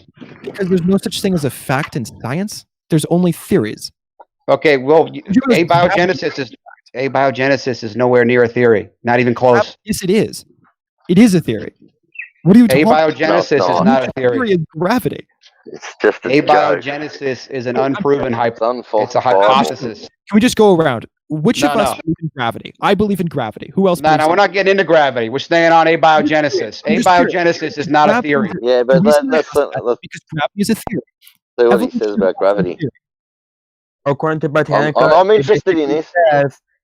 It basically says that abiogenesis can be not disproven. I want to see what he's got to say about gravity. All right, hold on. Let Jason go. Let Jason talk, man. It cannot be both. All right, dude. That's right, man. That's right, brother. But look, just what were you going to say about gravity and quantum whatever? Yeah, gravity is a theory. So too, evolution is a theory. So when you say that, evolution isn't a fact, or abiogenesis isn't a fact, like It's not a theory. right? Abiogenesis is not a theory. It's a theory. Abiogenesis is not a theory. It's a component of a larger theory. It's not a theory at all. You're delusional, It's dude. a component Wait. of So a you larger admit it's a theory. theory, right? Abiogenesis is not a theory. It's nowhere close. You haven't even produced all the life-friendly molecules for a protein. And how long does it take to prove it? Trillions of years? There's not one chemist in the world that has come close to showing it. You don't even know what a protein is made up of. Okay. You know what right and left-handed amino acids are. I'm dropping in the chat the Wikipedia of abiogenesis. It calls it a theory. The reason it calls it a theory is because it's a theory. It's not a theory. It's but it's completely unfalsifiable. If it's a theory, what? It can't be falsified. No, abiogenesis is completely unproven. It's nowhere near a theory. It's a weak, flaccid hypothesis at best. Wait. So you admit it's a theory, right? So, All right, man. So in your words, could it be false or could it not be false? Is that what you're saying? So that's a good question. So the answer, I'm literally taking your words at face value. sure, that's a good question.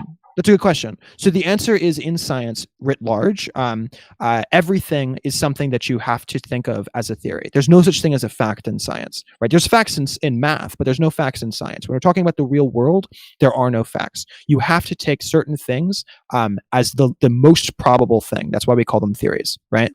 So the answer is no. I can't tell you with absolute certainty. That's why Abiogenesis is not a theory, man. Wait a minute. So you said you can't tell us with any certainty. You can't even make one protein, let alone explain the complexity of a cell. And how a protein's going to take a protein's going to take trillions of years to prove. Okay, good luck with that, man. Here's another link that I'm sending into the chat. That I'm going to send it another time so people can see it. But yeah. Abiogenesis is 1,000% a theory. It's not something. No, it's not a theory. It's completely it's nowhere near a theory. You're delusional, man. I don't understand. Okay. I know you don't understand a lot of things because you don't want to. No, I don't understand why you can simultaneously say that a scientific theory isn't strong enough evidence. Which I agree, it's not like it's perfect evidence. Right? There's no. It's not a theory. But dude. So Tony, again, I ask you. Yeah. What's your alternative? What do you think is more likely? I think that's obvious. What we think. Of course, you're going to reject. We think that there's intelligence behind it due to the specified sequenced information that has never been shown. Let me finish.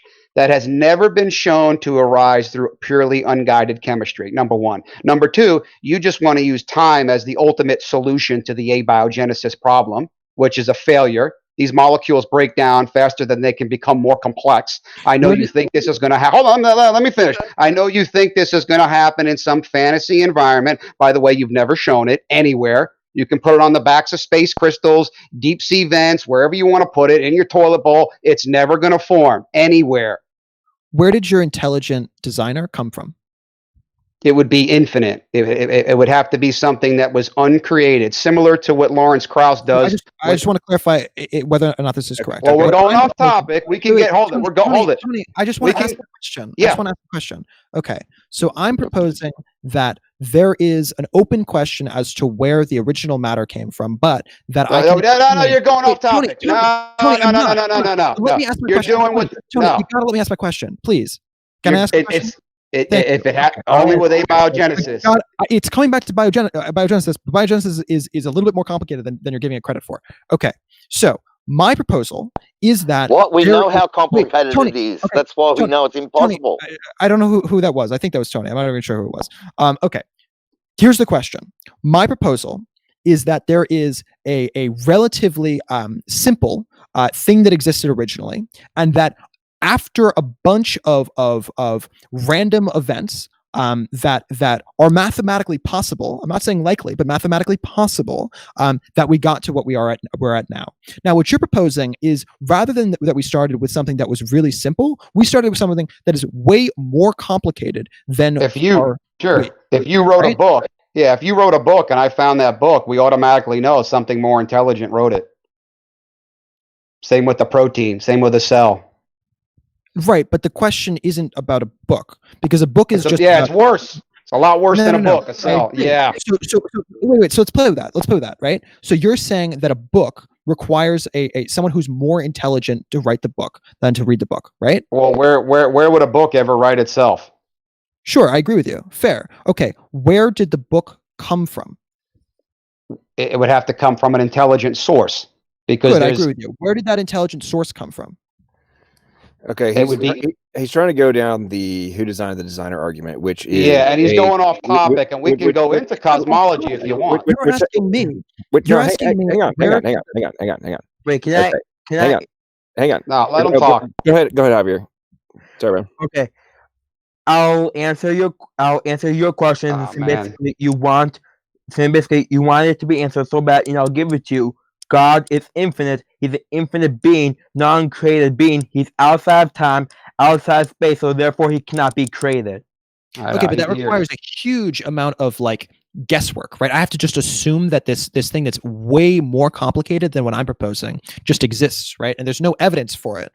There's no evidence for abiogenesis. You don't have one single example. Okay. Hang on. I'm gonna jump in here for a second. No, I got to answer Tony's question. Again, I don't actually accept that. I do think that a theory is reasonable enough evidence that we can call it. And I just told you that abiogenesis is not a theory. It's not a theory. You don't count that as good enough evidence.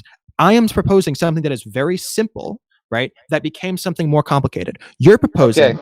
Okay, listen to me. Wait. Yeah. You're proposing something that is very complicated, was created by something even more complicated. So now you have to answer the question of where did this thing that is even more complicated come from? Okay, you're dense and you don't want to get it. We just said that God that it just sort of happened, right? No, I'm saying God is infinite and always there. Look, Hang on. we take certain Let me things jump on in here for a faith. second, Tony. Look, man.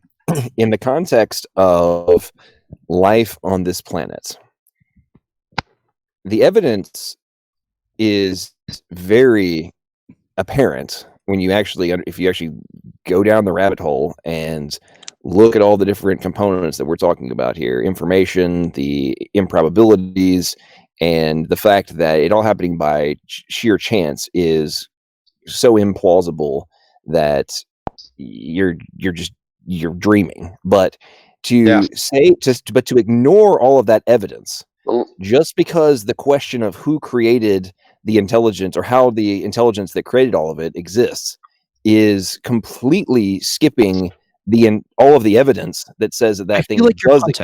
No, hang on. I feel like you're punting. No, I'm not punting. You're punting.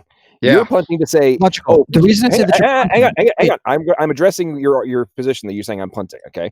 Because the punt is actually being done by the atheists, hardcore, and anybody who wants. Hang on, I'm not done yet, bro. Go for it. If all of the evidence stares you in the face and says, "Hey, this appears designed," it has all of the components that in any other context could not exist without an intelligent agent, and beyond that, we have every day there's new discoveries that continue to support that argument. Okay, can I answer? I'm not done yet. I'll tell you when I'm done. You keep interrupting everybody, man. We're not finishing. You're right. I am sorry. It's difficult. If you're gonna argue that I'm the one punting when I say I don't know, I cannot explain, and I am not going to even attempt to explain how that entity could exist. However, the evidence shows that they can. Now, in context of your perspective and the argument being made by you and many other atheists around the world, again, I'm not an atheist. I said you and any atheists around the world. Many other atheists. How dare you call me an atheist? Whatever. I'm a godless heathen, but I'm not that much of a godless heathen. Go on. I'm sorry. Okay. The point I'm making is if you're going to ignore all of the evidence just based solely on, in this context, because I can't tell you who designed the designer. Right. That is the ultimate punt to avoid the evidence that's staring you in the face. And the reason, can I answer? Just because you can't observe. Can I answer? Hang on, I'm almost done. Just because you haven't observed and I haven't observed that entity in action does it mean that it's not the reasonable conclusion that they did, number one, and simultaneously in things that we see technology. I will tell you when I am done. It's frustrating because you've been going on for a minute and a half at this point, and we've let you ramble and interrupt. If you'd shut the hell up and not interrupt people, they'd be done a lot faster. Now, so in context of things that we witness on a daily basis, you never saw who designed all sorts of things, but you freely admit they exist, and that designer existed because it is intuitive that whatever it is you're observing could not have existed without one. So the point I'm making ultimately is, why would you completely ignore all of that evidence just because you don't know who the designer is, when you don't know specifically who designed all sorts of things that you experience on a daily basis? Okay. Go ahead. Okay. Let's propose that, for the sake of this argument, I don't actually believe this, obviously, but for the sake of this argument, let's propose that there was overwhelming evidence that the universe was created by an intelligent being. Okay, for the sake of this argument. And you said, oh, it's God, right? There's overwhelming evidence that this universe was created by an intelligent being. You want to call that God. And then I say, oh no, that wasn't God. What that was actually an artificial intelligence system, because actually we're all on a computer right now. We're in a simulation. Would that be punting? That would still be an intelligence, number one. I just want a quick answer. I want to say that it was an artificial intelligence system, and therefore science is still true, even though there's overwhelming evidence for it having been an intelligent designer. Is that punting? Okay. So would whether or not the external cause of it's kind of a yes or no answer. Is that punting? Is that punting? No. That's not punting? It wouldn't matter, man. You're kind of doing the panspermia argument right now. Because the external force that enables the artificial system and the computer simulation that we're in to exist means that our very existence is not a result of chance and undirected process. Right. So I think I agree with you. I think that it is a little bit silly for me to say that even if there was overwhelming evidence that it was created by a designer, that somehow science still works, because somehow even though I don't have any evidence of this, somehow that designer was created from a scientific perspective. Right? We agree on that? Yeah, I still don't know how you're going to demonstrate abiogenesis. Okay, the reason I ask that is because what we're saying is that the most likely scenario is that it was a creator in the scenario that I just created, right? It was created by, it is most likely that was created by something that was an intelligent creator. Now, if we look at the universe as it exists today, there is no evidence of it being an intelligent creator. There is some, not perfect, but some evidence that it was abiogenesis. And again, there's no such thing as perfect evidence in my mind, but let's call it just not perfect evidence, right? And there's zero evidence that it was created by a creator. Therefore, what you're doing is you're punting when you say that the thing that there's some evidence for, not perfect evidence, but some evidence for, that's wrong, but that your thing that requires a larger leap of faith is correct. That's punting. Particularly, you're going back to cosmological argument, and we are talking about the existence of life inside of the laws of the universe, inside of the physical laws of how do we exist. Let me just say something. How does the universe exist? How do we can have a whole planet? Matt, John, we can have Alan, we can have a whole nother topic on cosmology and God and this intelligent designer. The debate tonight, which you keep going off topic and I see why you're doing this, because you don't really have any examples or real evidence for abiogenesis. And this is what you're doing. You're going back to the cosmological argument and who designed the designer. That could be a whole nother show. We can definitely talk about that stuff. But tonight we were talking about abiogenesis, and you really have no evidence, man. I think that even if it's okay. Yeah. Again, I think that the evidence that exists for it is very, very strong. But even if the evidence were weak, with the absence of any evidence for any other contrary version of how we came to exist, How could it be strong? If we were able to reproduce it perfectly in a lab every single time that we were able to do it, that would be evidence of abiogenesis in my mind. But you can't do that. You're never going to be able to do that. And why are chemists? Yeah, hold on. Why are chemists trying to do it? They're trying to do it because they think that it would be very interesting to be able to create life. Right, and they are struggling. Is my point. To do it. Right, because creating life let's address your point right years the first time around. Let's say that humans in a lab were able to successfully recreate life through chemistry. Even if they accomplished that, all that means is that with intelligent control of the laws of nature, of physics and chemistry, and knowledge of outcomes, that means foreknowledge of what will happen if you do X and Y. All that means is that intelligence is required for life to exist. That's all. What do you think Craig Venter did? All that means. At the end of the day, that's all it is. Yeah, what do you think Craig Venter did? I'm curious, Alan. What do you think? You know Craig Venter? Alan? It's Alien, but yeah. Alien. Yeah, Craig Venter. You know, he copied it. Yeah, he copied a pre-existing genome, and then he, hyped up the media and said he created artificial life. You familiar with him? Not particularly. I'm looking him up now. Why? Because he made the claim that he created artificial life. There was another atheist that, I know you're not an atheist, but somebody debated Hovind on that, Kent Hovind. Okay. And he made the claim that, we created life in the lab. It was about 10 years ago. What he did was he copied a pre-existing genome under controlled conditions, and then he inserted it into another pre-existing cell membrane. And he made the big claim of, I created life in the lab. I created this artificial cell. So I'm trying to get you to understand that they're nowhere close to doing this. And when they do try to do it, it's all under very, very controlled conditions that have no relevance to the natural world. And they're okay, I'm just curious. Yeah. Okay. So under the theory of... It's not a theory. It's not a theory. Okay. Under the idea of evolution... Hypothesis. Sure. We'll go with the word hypothesis. It's not one, but we'll go with the word hypothesis. Okay, you got that right. You got that one thing right. Okay. Under the word hypothesis, under the hypothesis of evolution, right? Abiogenesis. No, of evolution. I'm talking about something separate. Of evolution.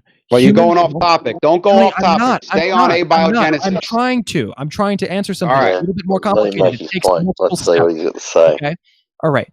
Under the premise of evolution, humans have only been around in our present form for about 200,000 years. Why are you? Stop. Why are you talking about humans, man? Tony, I'm trying to answer. Please. Okay.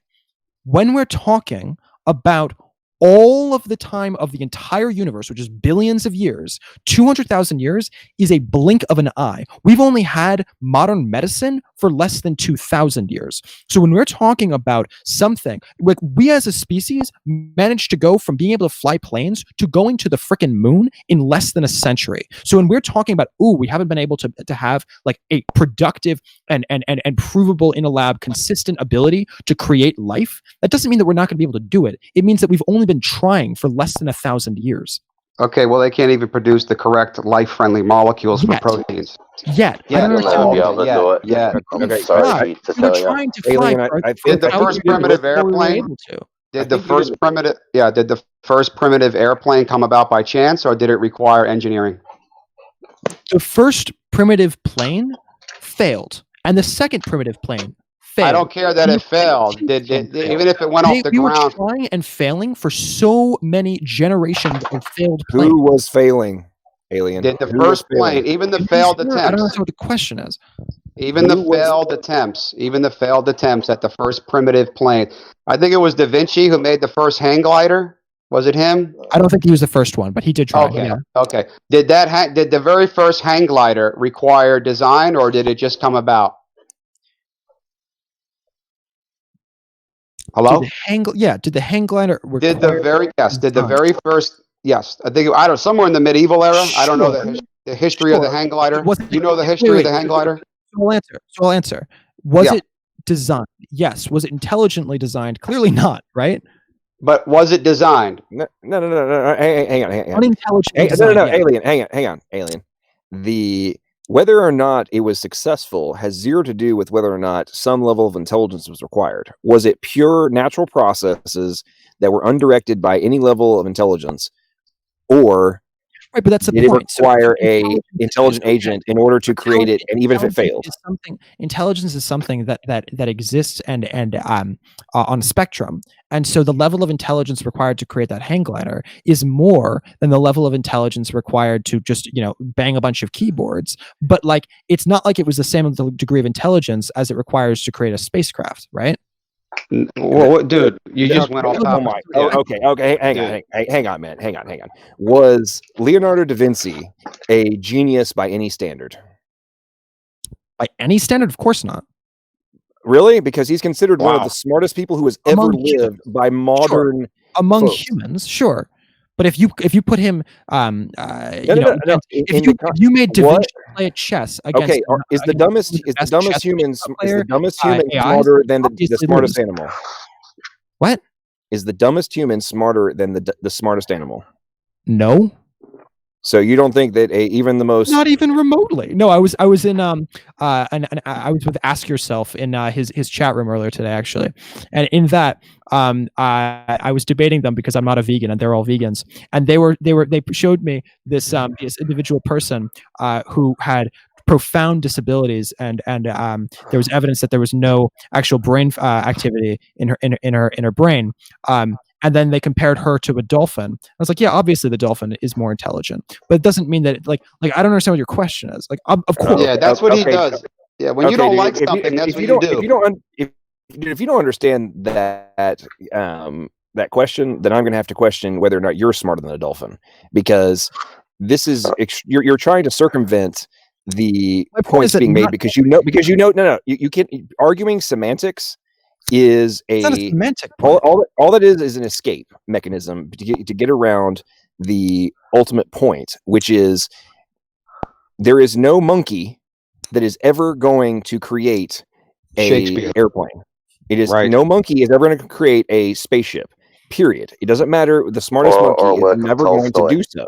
Is that wait? So I just want to clarify: is that a matter of kind or kind of a matter of degree? Dude, it's a very direct question.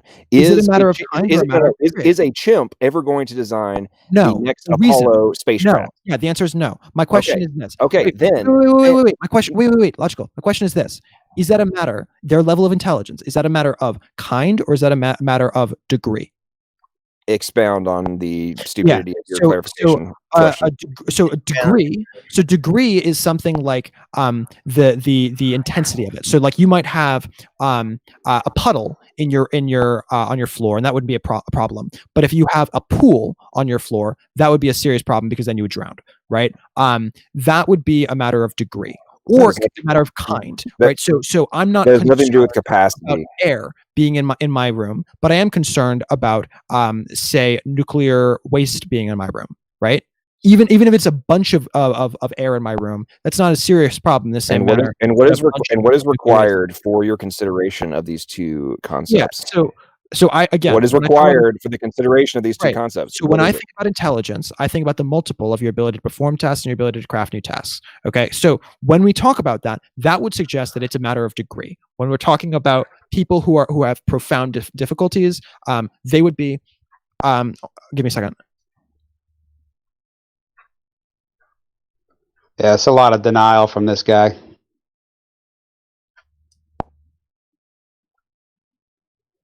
Amazing how he would believe in all these processes, but yet he can't show one single example. Yeah, all the works of Tolstoy could be, information could be made in between the scratchings of monkeys dribble off from tapping on keyboards if they had enough time.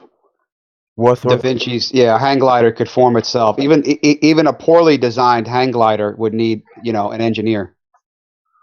Yeah. Yep. A pile of compost heap. I am fascinated. Pile of compost needs an engineer. Yeah, a box of toothpicks. By the denial. They'd look at a pile of compost and go, well, somebody, yes, that's engineered, but then they'd look at a tiger or a human being and they'd say, oh, that's just an accident. He actually thinks abiogenesis is a theory. Wow. He thinks abiogenesis is a theory. It's not Nowhere close. theoretical like fairyland. It's philosophy. It's philosophy. It's not. It's not. It's I'm pretty not sure it's science. called the It's RNA. philosophy. I'm pretty sure it's called the RNA world hypothesis. I'm pretty sure that's the name of it. Yeah, tell him that when he comes back. Yeah. Yeah. Yeah, Why it's don't they just- call it the RNA world theory? Yeah. Yeah. Well, if there's if it's too complicated for a protein to join together, then they come up with something that's more simple. Came along first, and then but where's the machines that are going to join all the proteins together, and you need it all to be there, all there at the one time. Total denial. He just doesn't know be. what a protein is. This guy doesn't know what a protein is. Seems strange. I've asked him 3 times, what are right and left-handed amino acids? Yeah, it takes 20 left-handed amino acids out of 100 amino acids in nature. Yeah. And it takes right-handed peptides to join them. And there's a machine that joins them as fast as a turbine engine in a jet engine in an aircraft.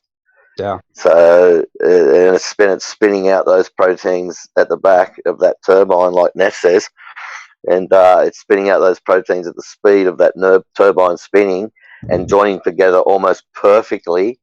All right, I'm in back. the perfect sequences. Okay, let's see him. Let him talk. He's But back. that just came around by accident. He's back now. Okay, what's up? Yeah. What were you saying? Let's hear it. I was just saying. Let's hear it. Let's hear it. Let's hear it. Let's hear it. We I don't know just, what that is. okay, yeah. Clay's back again with We his. just don't think that abiogenesis, you really understand what you're saying, man. Wait, what is happening in the background right now? Yeah. Of the stream? I think Praise is entertaining himself right now. Yeah, Yeah, Clay he's just- had this He's little just playing thing around. where he can change his voice. What? Yeah. All right. Yeah.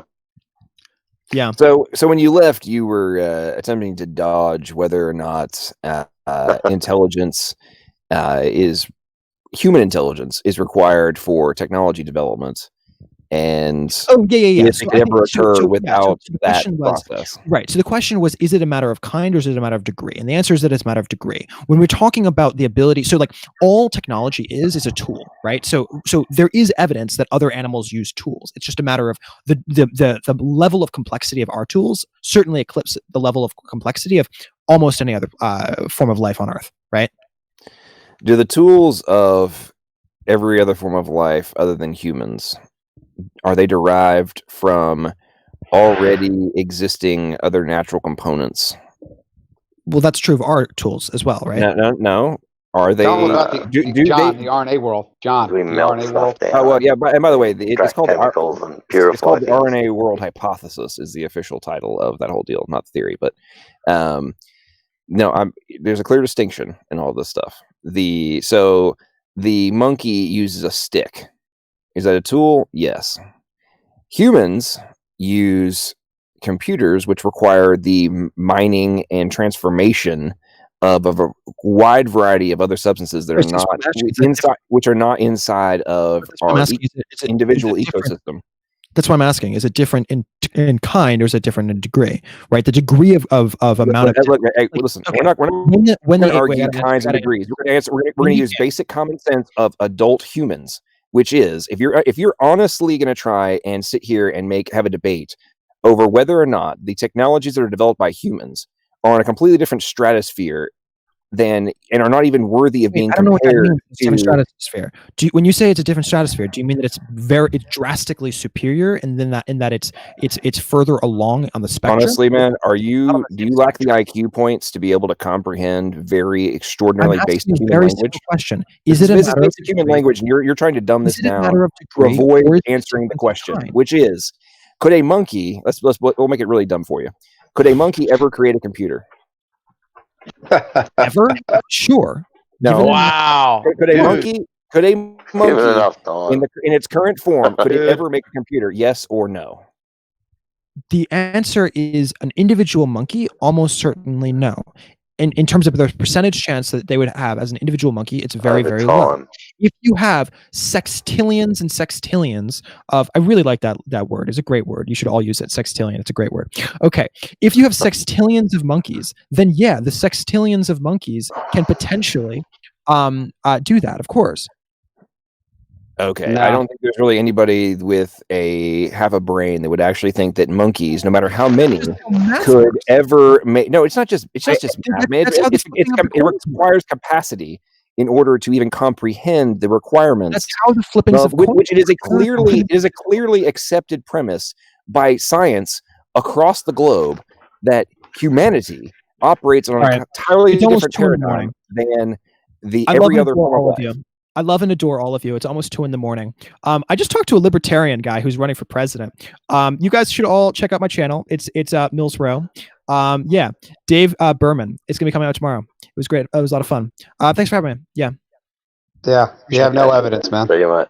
You have no evidence for abiogenesis. I love you all. I love you all. Jason, plausible, probable, has the potential to eventually figure things out. Jason, I have no hope. I love you. No. I think you're the one living in La La Land. I'm gonna go back to his porn. He's gonna go watch his porn now. And I hope you put your faith into in God, and I hope you find Jesus. That's not gonna happen. That was pretty good, John. John, you really got him, man, on a lot of stuff.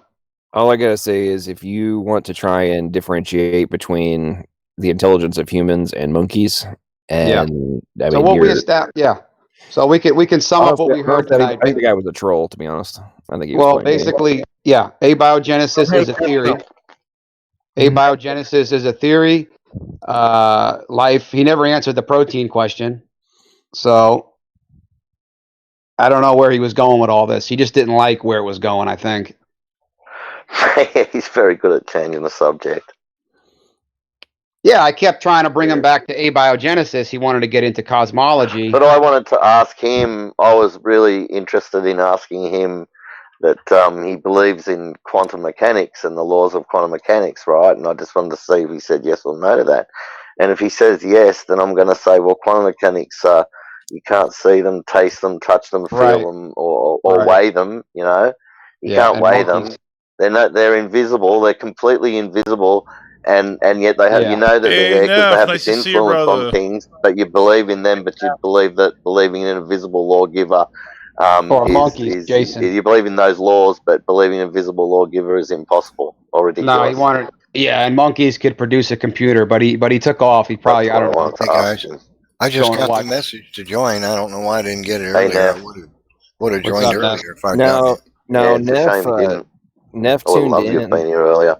No, Neff tuned in. He heard the stupidity that was being discussed, and was like, "I'm going to come back later when we can have intelligent conversation." No, I was watching a movie online actually, and my email program just now notified me, so I don't know why so late. But well, you just missed him. Too bad you weren't here. He had to run off to watch gay porn, probably.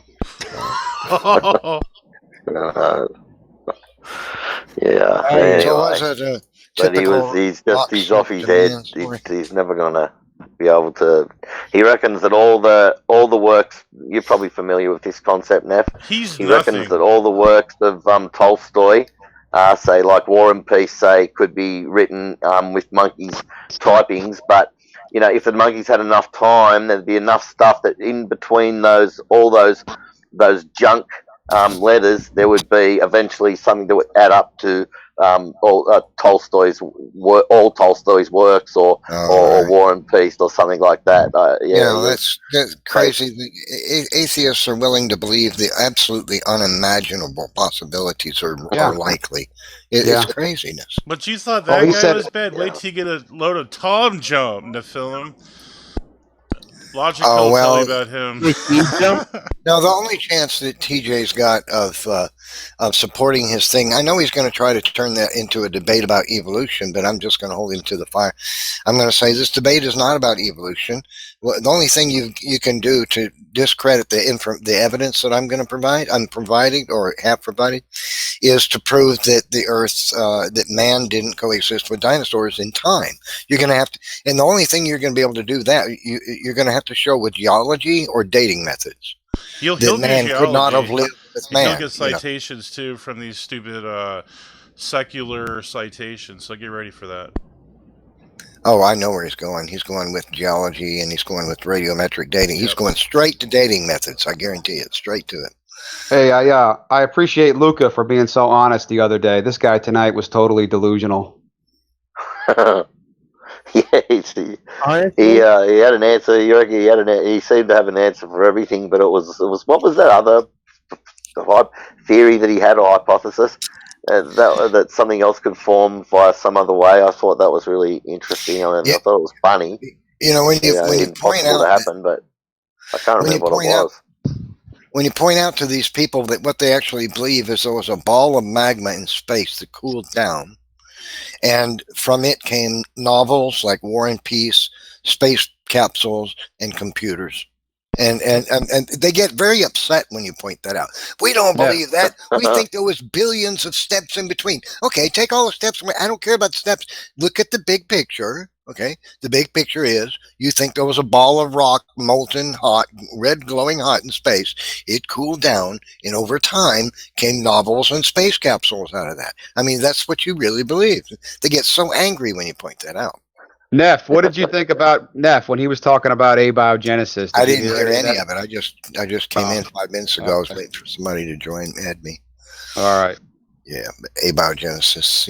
Praise was busy putting dinosaur pictures as the background. He missed you, Neff. He didn't realize we were waiting. Yeah, Neff. Praise always miss you all the time. It's like. It's I always miss Neff. He's an awesome mind to listen to. That was good, John. That was excellent, John. What? I said, that was excellent. That was good, man. And soulless bags of matter are able to carve statues like Michelangelo's David. I couldn't believe that. I couldn't believe he was going with that argument, and a monkey could, with enough time, could produce a computer. Oh, please. Yeah, that's right. In the end. That's right. He said if you had enough time and enough generations and enough monkeys, time's God. Enough monkeys, and eventually, the simple truth is these people hold to evolutionism with religious ardor and faith because they have to. Their worldview depends on it. If you take evolution away, their whole godlessness dies. They can't, they can't handle that. So it has to be true. How are they going to demonstrate abiogenesis? I mean, I guess they just don't have to show it, but it's still a fact somewhere, right, in the universe. Yeah. Well, I mean, the guy we were talking with, he literally used the "it happened, therefore it is" argument. Oh, I hear that all the time. To me, that one I find that one extraordinarily fascinating in the context of the we're taking the greater leap of faith projection that's put onto to our beliefs. It's like, no, I'm making an outline and an argument and an evidence-based supposition, and yours is founded upon the fact that what you think or don't know how it happened, but it must have. It's like, which one of us is actually taking the more gigantic leap of faith, especially when yours has improbabilities so great that there hasn't been enough seconds in the history of the universe. Right, and the proof that it happened is that there it is. I mean, how do you know the elephant evolved? Well, there it is. I mean, how else? It evolved. There it is. That's how we know, because there it is. It's just appeals. It's just appealing to their philosophy instead of evidence. See, that proves that evolution theory is philosophy, not science. But when they do that kind of thing. As a sidebar, one of my favorite, have you guys ever read any of the papers, and there's been books on this too, of like how the moon came into existence? The current model that's part of the conventional paradigm is that the only way the moon could have formed is if this other body, another planet, came crashing into us, but it had to have been at a perfect angle, at a perfect speed. And there's no level. Theory. there's no amount of variation that could possibly have occurred. Otherwise, it would have just gone off into space or not stayed in orbit. And I'm like, so you're telling me a planet had to crash at an exact speed, something the size of an Mars, exact angle, and then had to be, I mean, like, come on, man. Like, to me, if that's not taking amazing supposition and like extrapolation and faith to conclude that happened, like, you had to reverse the math and make all three different theories fit. There's four, actually. There's the fission theory, capture theory, condensation theory, and impact theory. The impact theory is the most widely held to today. And really? That's amazing. Yeah, the fission theory was the one they held to until the probably 60s or 70s. Now they're holding to the impact theory, that a giant asteroid slammed into the Earth and the debris from both went flying into space, and it it accreted into the moon from which the sun, when they run this through the computers, the models. But the moon's chemically different from the Earth. The moon's deficient in iron and the Earth's rich in iron. So that can't be. That's right. That's a major problem. Hey, have you guys ever heard that the moon is actually hollow? Have you guys ever heard that theory? No, I've heard I don't know much about it though. Oh, yeah, maybe that. Yeah, they're in the middle of the Earth. Yeah.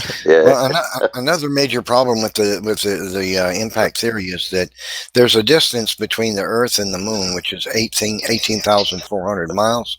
I mean 11,500 miles, and it's called the Roche limit. And if the Moon were ever to get within that distance, the gravity of the Earth would literally rip the Moon into pieces. So, if the impact took place, then because of the Roche limit, the moon could never actually accrete into a moon because of the gravity of the Earth. It would keep the material separate. It would just slowly bombard the Earth because of the gravity of the Earth. It would never form a moon. But they ignored that fact and hold to it anyway because it had to have happened. Well, that all fails anyway because of fine tuning. Because everything it has to be guided. Because even if it was off by 1 quintillionth or something, like we wouldn't even be here in the first place. I mean, nothing would be here. It would all collapse or whatever. If there was, they say, I don't know how true it is, but they say if there was one more grain of sand created at the beginning of creation, whether it was the Big Bang or God, that there would be a runaway gravitational collapse. 21 with 20 zeros after it is, sorry, that's my dog dreaming, you can hear in the background. It's 1 with 20 zeros after it is how many atoms extra were created at the beginning of creation, which is about how many atoms there is in a grain of sand. If that much extra was created at anywhere in the universe, there would have been runaway gravitational collapse and life would have been impossible. I mean, that's how finely tuned it is. Well, that's what they say. I don't know if it's true or not, but it's finely tuned, all right. And secular astronomers, astrophysicists, constantly scratching their heads over the fine tuning. They can't account for it. Right, and this is what Sean Carroll strawman. So he says, if it was so fine tuned, we would see life everywhere in the universe. But that's the point, because that we're a special creation. I mean, we can see.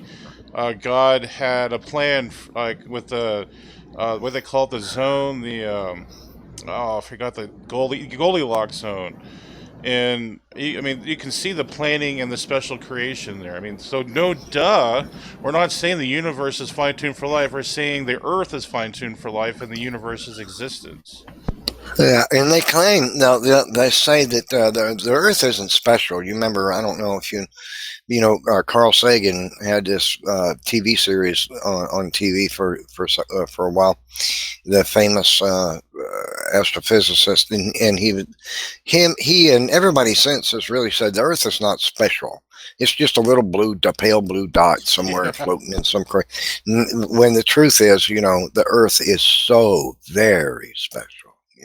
Right. Did you know even if our oxygen content was off like 0.001%, we would either turn on fire or we would die of lack of oxygen. I mean, that's incredible fine tuning. The Earth had about 30%, 32 to 33% more oxygen in the past than it does today. And that's a big problem for their theories too, because the rocks of the Earth are highly oxygenated. They have lots of oxygen.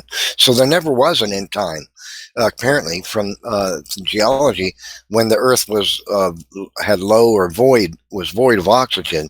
And that kills their abiogenesis theory, because if the atmosphere is full of oxygen, abiogenesis can't happen. Well, let's say it's in the water. That's what that Aaron Raw and that Erica was saying, that happened in the vents and thermal vents or something. It would disperse and break down. Even if we showed all the right conditions somehow, it would still take lots of manipulation, and they still can't do it. I think the flood of Noah explains why the Earth's atmosphere, the pressure and the oxygen content is reduced so much from now than it was. My idea is, and Walt Brown holds to this idea too, that when the Earth, God split the fountains of the deep open, a column of water shot up, and it was under so much enormous pressure that it became a superfluid and had virtually zero viscosity, and it shot clean through the atmosphere of the Earth into outer space. And when that happened, that incredible column of water moving at supersonic speed dragged some of the Earth's atmosphere up and actually threw it into outer space, and we lost it. It's gone. It was shot out into space. And that would account for why the Earth's atmospheric pressure and oxygen content reduced dramatically. So I think that's a pretty plausible explanation for why the Earth's atmosphere had 3% more oxygen in the past. Yeah, Rob Matt was telling me that because of that huge explosion of water from inside the Earth, that it flew to the moon. They're finding all these different things, like Earth rocks on the moon and stuff. Yeah, they believe there's thousands of tons at least of Earth rocks on the moon. In fact, NASA, people will mock. They've been mocking people for a long time, and because I've been a proponent of Walt Brown's hydroplate theory, a lot of atheists like Thunderfoot and others have mocked me over the years about what they call lunar bukkake. They misrepresent it. They mock it. They call it lunar bukkake theory. Like water shot from the Earth from the moon and sprayed the moon at the onset of the Noahic flood.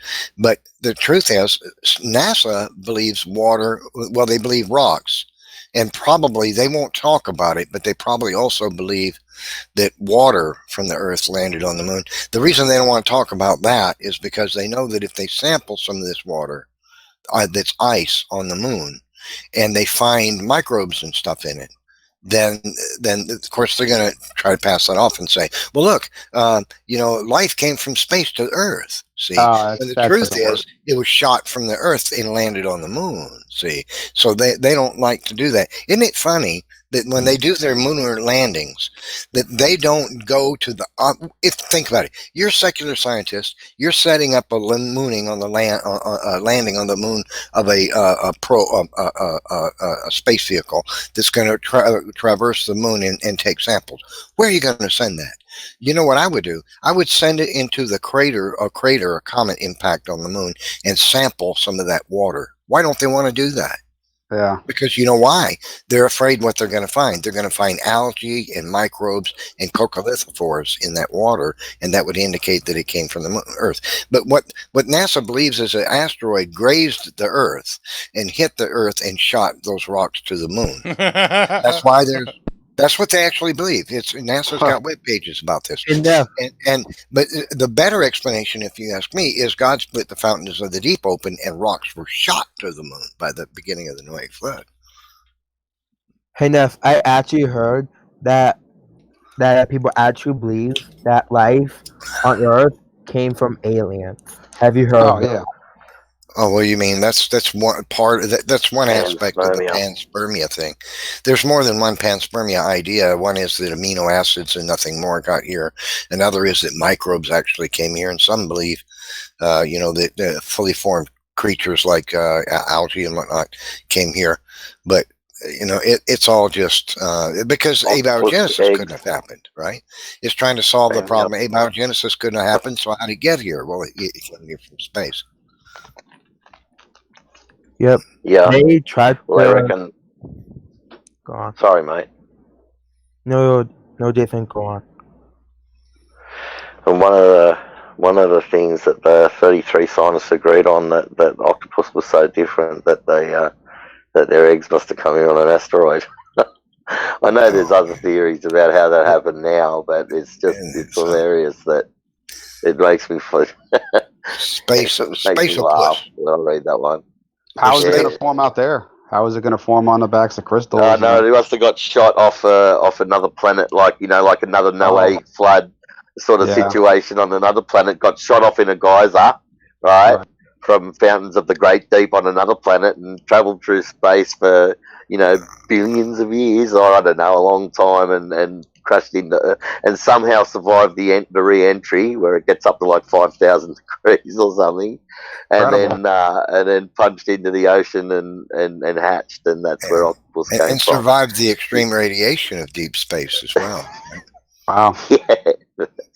So we got a super chat real quick from Sigi. I did this on Modern Day Debate. I had his name right. Sigifredo Sarabia. This is a question to you guys. What you know about Pangea, does that work in 6,000 years? We appreciate your super chat, Sigi.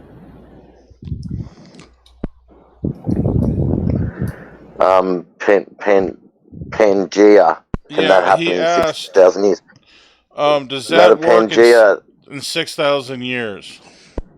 No, it didn't happen in 6,000 years. It happened in 1 year. It was broken up and spread apart underneath the ocean during the flood when the whole Earth was flooded. There were no mountains at that time. And they call it, I don't know much about it, but it's called continental sprint. And it was moving on a sort of like a field of magma and water and superheated water. And as the water was coming up, the plates and that was sliding apart, something like that. It's basically Walt Brown's hydroplate theory. But it was originally all one supercontinent, but there wasn't the high mountains like Mount Everest. They formed at the end of, it says in Psalms somewhere about mountains forming, sort of at the end of the flood. So yeah, Neff would know a lot more about that. But one of my favorites is Neff, and you know a lot about this, is how the surface rock. And this is really funny. The surface rock, just took a swim down in the earth 10 or 20 miles, and then, got all heated and folded, and then just decided to come back up for another look and turn into some folded mountains. That's pretty amazing. It didn't happen to make mountains that way. There was convection of materials during the flood, but it didn't form the mountains. So that's what they say. Yeah, that's ridiculous. The interesting thing about the Himalayan mountains is they had to have formed rapidly. The Indian plate had to have slammed into the Asian plate very quickly in order for the Himalayan mountains to rise that fast. It couldn't have happened slowly. There wouldn't have been enough energy to raise those mountains up that high. No. So what do you say about Pangea, Neff? Like, is it like the first day or the 6th day or something like that? You would say, or? Well, it happened over the period of the entire flood time. Anyway, Matt, do you know anything about that, Neff? Yeah, the continents would have moved, probably come to a near stop. Probably during the the flood lasted for a year, so that probably would have come to a near stop sometime during the first probably 6 or 8 months, probably 9 months. They were probably in reasonably fast motion throughout the majority of that time, but they probably moved their greatest. They would slow. At first they would move the fastest, after about a week or so they'd be moving at their fastest probably, and then they would slowly slow down through to the end of the flood. And so during the first couple of months they were probably moving at speeds of 30, 40, 25, 35, 40 miles an hour. Or 50 even. So they were really moving. It was continental sprint, all right. It wasn't drift. And this was verified also by the evidence from the convection of the materials of the crust of the Earth. There's places on the Earth where the molten material came up, and the subduction part had to have happened really fast when the continental plates, when the the plates of the Earth where one was subducting under another had to have happened really fast for it to get all the way down into deep into the Earth. Think about it. If you know that material you can make with cornstarch, you add a little water to it, and it takes on a weird property. You can if you hit it, it wants to crack. But then if you push your finger into it slowly, your finger will go right into it, right? Okay. So imagine that's the surface of the Earth. If you except it's kind of the opposite. The Earth is pretty dense, and the crust is. So pushing the material couldn't have subducted at a really slow rate because it wouldn't have had the energy to go into it. Think about, you've all heard stories of pine straw and things like that being shoved into a 2x4 by a tornado, right? So you can't push a pine straw into a 2x4 slowly; it'll just crumble. But if you're moving it at 500 miles an hour, it'll stick into it like a nail. Right? That's the same kind of principle. So the material had to have been shot down into the Earth pretty darn fast for it to get in there, or it would have just skidded one plate right under the other, but wouldn't have turned downward to go down into the Earth, down towards the outer core. So it had to have happened quickly. And further proof of that is that seismographic images of the Earth show that this material is much colder than the material that's around by a difference of 3,000 degrees. And that couldn't have happened at the rate your fingernails grow, because it would have heated up like the material that surrounds it, right? So because it's so much cooler than the material down deep in the Earth like that, where it is, proves that it got there fast and hasn't had time to heat up. And it couldn't have even been down there millions of years. It would have been heated up like the temperature of the materials that surround it. So this is all powerful evidence the Noahic flood happened, because these things had to have happened very rapidly, not slowly over millions of years. Can I just, I wanted to read something. Yeah, I just wanted to read something by Paul Davies. It's back to the RNA world. Paul Davies is an agnostic, and this is what he's a physicist. This is what he had to say about the RNA world. The so-called RNA world theory falls into this category. Though these studies are instructive, they are very contrived and require carefully managed human intervention to prepare materials to do the selecting to accomplish anything. Relevance to the natural world is far from obvious. Paul Davies, The Demon and the Machine. So I think that sums it up.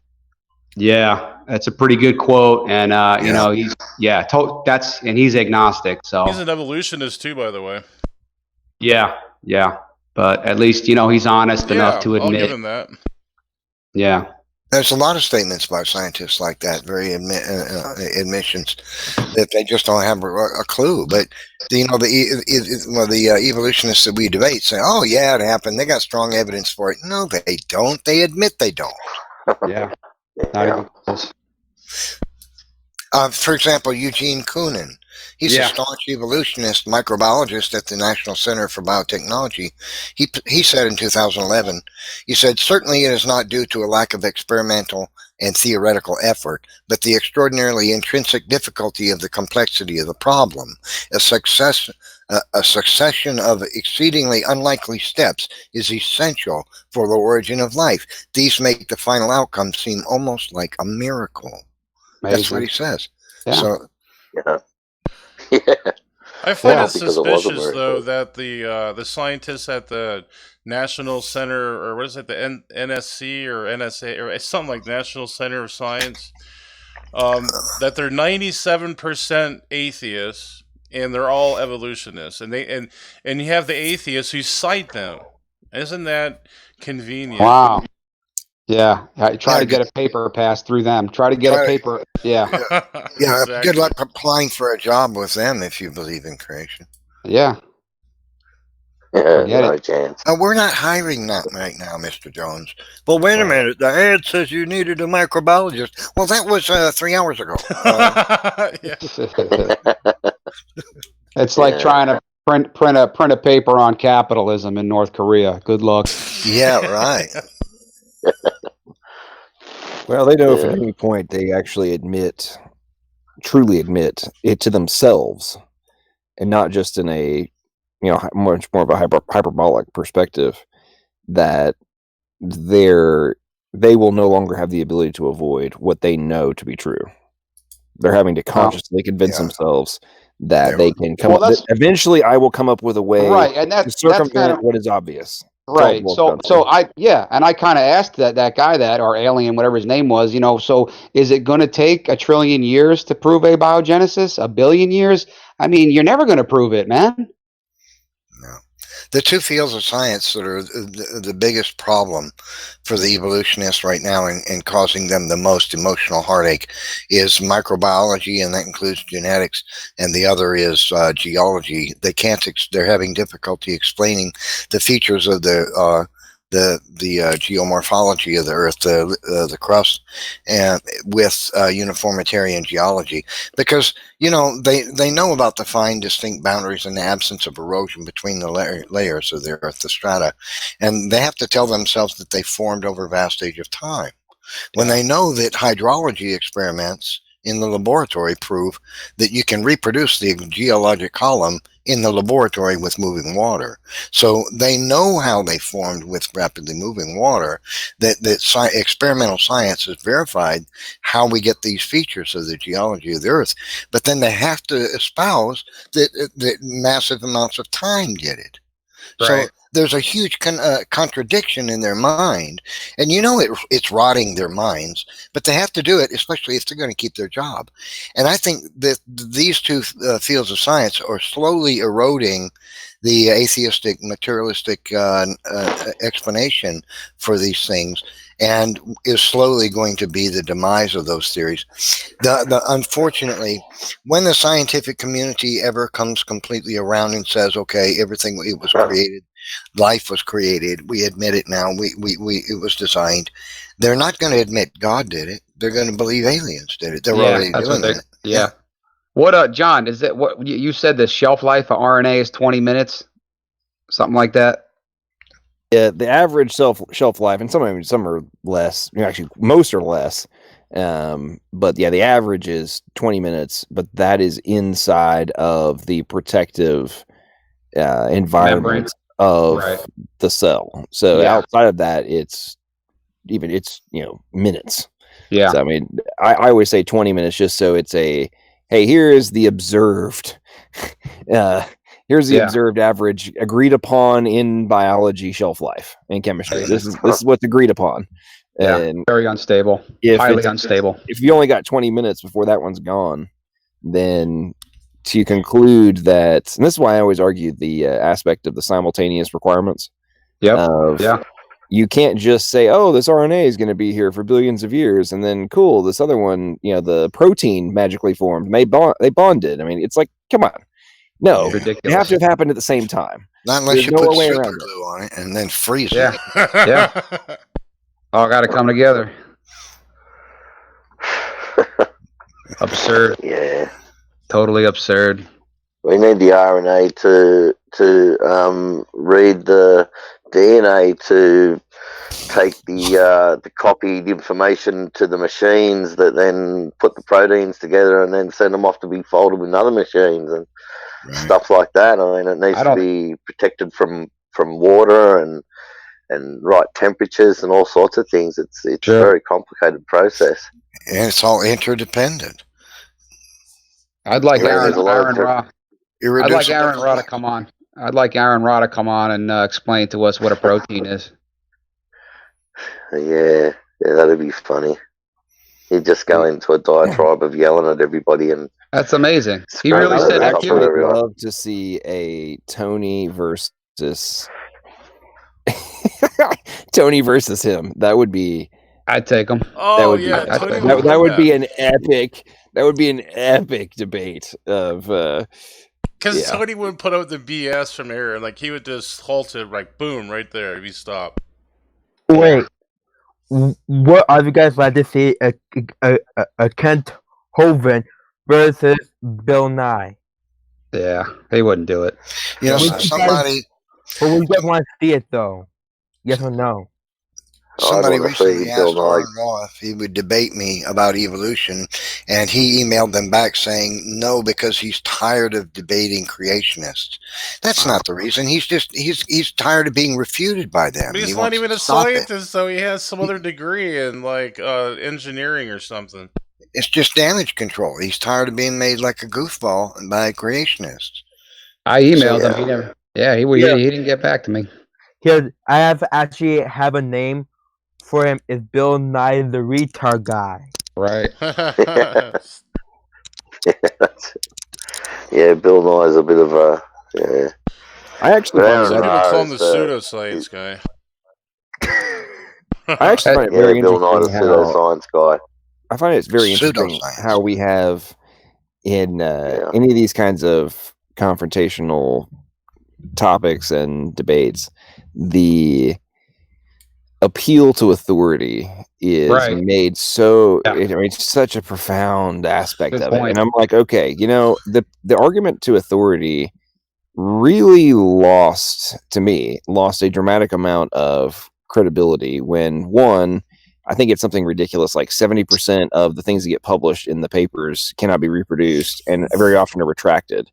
But secondarily to all that, the authority component really stopped existing when the internet came around. And by that, I mean, the authorities used to be the only ones that had the knowledge, period, because there was no other way to access it. Well, now, if you have enough intelligence, you can go and read the papers and figure out what is being said and make deductions and go do other research, make sure you understand this component of what they're saying, and listen to debates and from the experts as they're explaining their arguments and everything, and you can reach a conclusion. Well, John, do you know that Jack Szostak retracted his paper on RNA? Now, if he was a creationist, that would have never been printed in the first place. Oh yeah, for sure. And that's what I'm saying is, like, if the internet didn't exist and we didn't have access to the exact same information that anybody else can have access to, then the argument to authority would have much more credence in debate and just reaching a conclusion. But it's part of the reason it's a sidebar, but the value of college is, in my mind, becoming borderline worthless outside of a few specific professions, because it's all about knowledge, and you can go and gain that knowledge anywhere. If you take the time and have the dedication to go learn it, you can do just about anything now. And I think the same thing applies to all these, the different topics that we're discussing. It's like, hey, I can go learn this stuff too. I'm not really sure what your point is. You know? They'll always pull that on you. There was an article written in New Scientist, which is a very popular secular mainstream science website, and a lot of the articles there are written by scientists. It said this back in 2005. I'll quote it. It said, most published science research papers are wrong, according to a new analysis. Assuming that the new paper is itself correct, problems with experimental and statistical methods mean that there is less than a 50% chance that the results of any randomly chosen scientific paper are true. So the secular camp is publishing tons of stuff that later scientists are finding out this is not true, or where'd the guy get that idea? But and they're refuting their own kind. So when the evolutionist tells you, "Oh, all our science papers are true," tell them, "No, at least half are wrong." And they would never print anything by a creationist ever. And the rest are just hypotheses and theories. Yeah.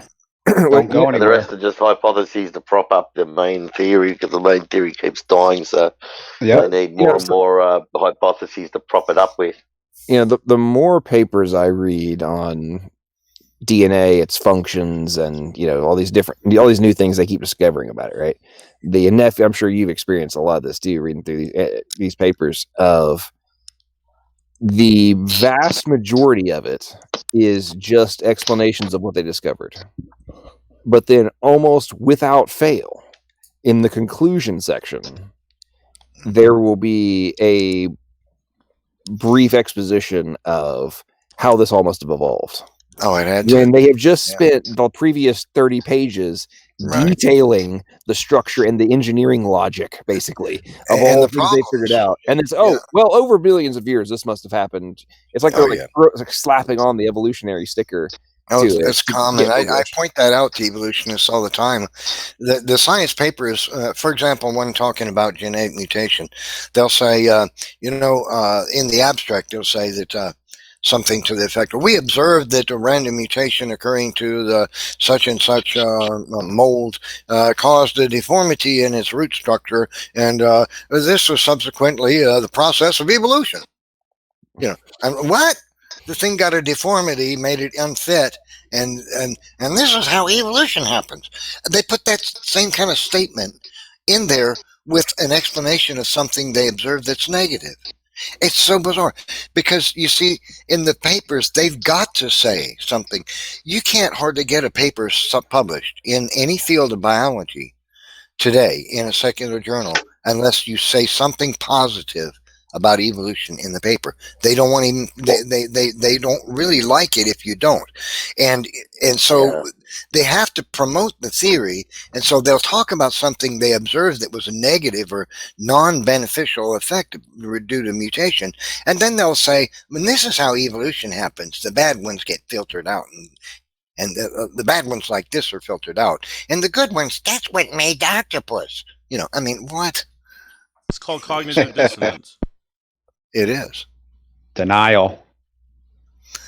That's right. And see, that's why it's rotting their minds, because part of their mind is telling them, this is not making sense. This is not science. But then the other part of them is saying, well, it's got to be true because evolution has to be true, right? My worldview depends on it. Or at the very worst, at least, I want to keep my job. Well, I wonder why Aaron Rod didn't question Fuzz Rana and get drunk and scream and curse at him. I'm curious, why didn't he lose his mind? Yeah. He was pretty calm in that debate. That's probably the calmest debate I've seen him in. He really, I guess, because he just kind of got humbled. He really just didn't have any answers. Well, the problem with same thing with T-Jump. T-Jump was relatively he was very. I watched his conversation with Fuzzra as well, and he was very nice. He was totally different than his usual self. Like, he disagreed in different stages, but he was very nice. It was a complete 180 from his stance in debate. And the only issue I have with the folks like I can't remember his name, Fazal and others is they're so nice in their debates, and even when they get asked completely stupid questions or the objections raised are too nice, completely illogical, and have been disproven already. And even the scientists doing the research admit that they're false. But they're like, well, you can think that way, but most of the evidence shows that that's not correct. And it's like, why are you not just? You don't have, I'm not saying be a jerk, but no, he was like, too no, nice. I'm sorry, but that is actually a completely false statement, and you don't know what you're talking about. I'm sorry. Yeah, I wish Fuzz would have said that. He didn't. He was just way too nice to Aaron. He let him get away with a lot. And the problem I have is with that is, I'm not putting him down by any stretch of the imagination because he's a brilliant person and a great speaker. Is folks like us, at least me personally, like, I don't have the PhD, so there's that chink in the armor, if you will, for people to attach of like, well, you don't have the letters after your name to make for me to believe you. And but I'm willing to make the arguments strongly, right? Sure, all of us are. On the flip side, it's like, guys, you have the PhD, like, use it and strike hard and don't pull no punches on this whole deal. And especially when it comes down to the chemistry. And that's one of the reasons I love Jim Tour. Yeah. He straight up says it, like, go find another chemist that will agree with you. Yeah. With that position. Like, go find one that will disagree with what I just said about chemistry. And he's the most aggressive one. He's like the second most cited chemist on the planet. I know. I mean, what are you gonna do? Be like, hey, I'm kind of the big cheese. Like, you telling me that I'm wrong here? Aaron Ross said he's wrong. They can't call him out. Okay, somewhere in Aaron Ra's comments, I'm going to find the comment. He said James Tour is wrong. So, I mean, it's just unbelievable. Hmm. He's got the authority, though. He's smarter than James Tour, and even though he doesn't have a PhD in chemistry. Hmm. So, Aaron yeah. Ra doesn't look at anything that's not Exactly. not evolutionist Right. produced. He won't look at it. If you look at their debate, I think the timestamp is 1 hour and 23 minutes, and that's when Fuzz Rana was telling him all the problems with the RNA world, and he just sat there quiet. Huh. Yeah, it's easy to say, oh, James Tour is just wrong, until you quote James Tour, or you show video of him, then they kind of like get quiet, right? Yeah, well, they don't have any answers, or they're just time. But give it more time. We've only been doing it for 100 years. You can run these experiments for 1,000 years. You're never going to get a protein. The belief in that abiogenesis thing is absolutely the opposite of science. Every chemist in the world knows that their job is to make matter do what it doesn't want to do. Exactly. And so there is no ordering principle in nature where matter will naturally organize itself to complexity. It just doesn't happen. And every chemist in the world knows this. You have to force matter to become complex with intelligence to make something complex out of matter. Matter moves towards the opposite direction, towards disorder, naturally. Everyone knows this. Chemists know it best of all. And so the idea of abiogenesis completely flies in the face of what every chemist in the world knows. Matter just does not organize itself into anything complex. It moves in the opposite direction. So this abiogenesis theory it's completely it flies completely in the face of what every scientist in the world knows. They just intrinsically know it, but they have to believe it anyway, right? They use their strict protocols. They purify all these chemicals and use chemical recipes and designed equipment. None of this stuff is going to be out in nature. Even with time, even with all the time, you're never going to get all your purified reagents. Oh, they're going to be in some puddle here. They're going to be in a deep sea, wherever you want to put it. It's not going to work. Hey, Neff. Yeah. Sometimes chemists just go with side of abiogenesis for money. Of course, because they want their research. Yeah, grant money involved, and evolution. That's another reason they espouse evolution so much, because there's grant money involved. And if you don't promote evolution theory, you're less likely to get grant money.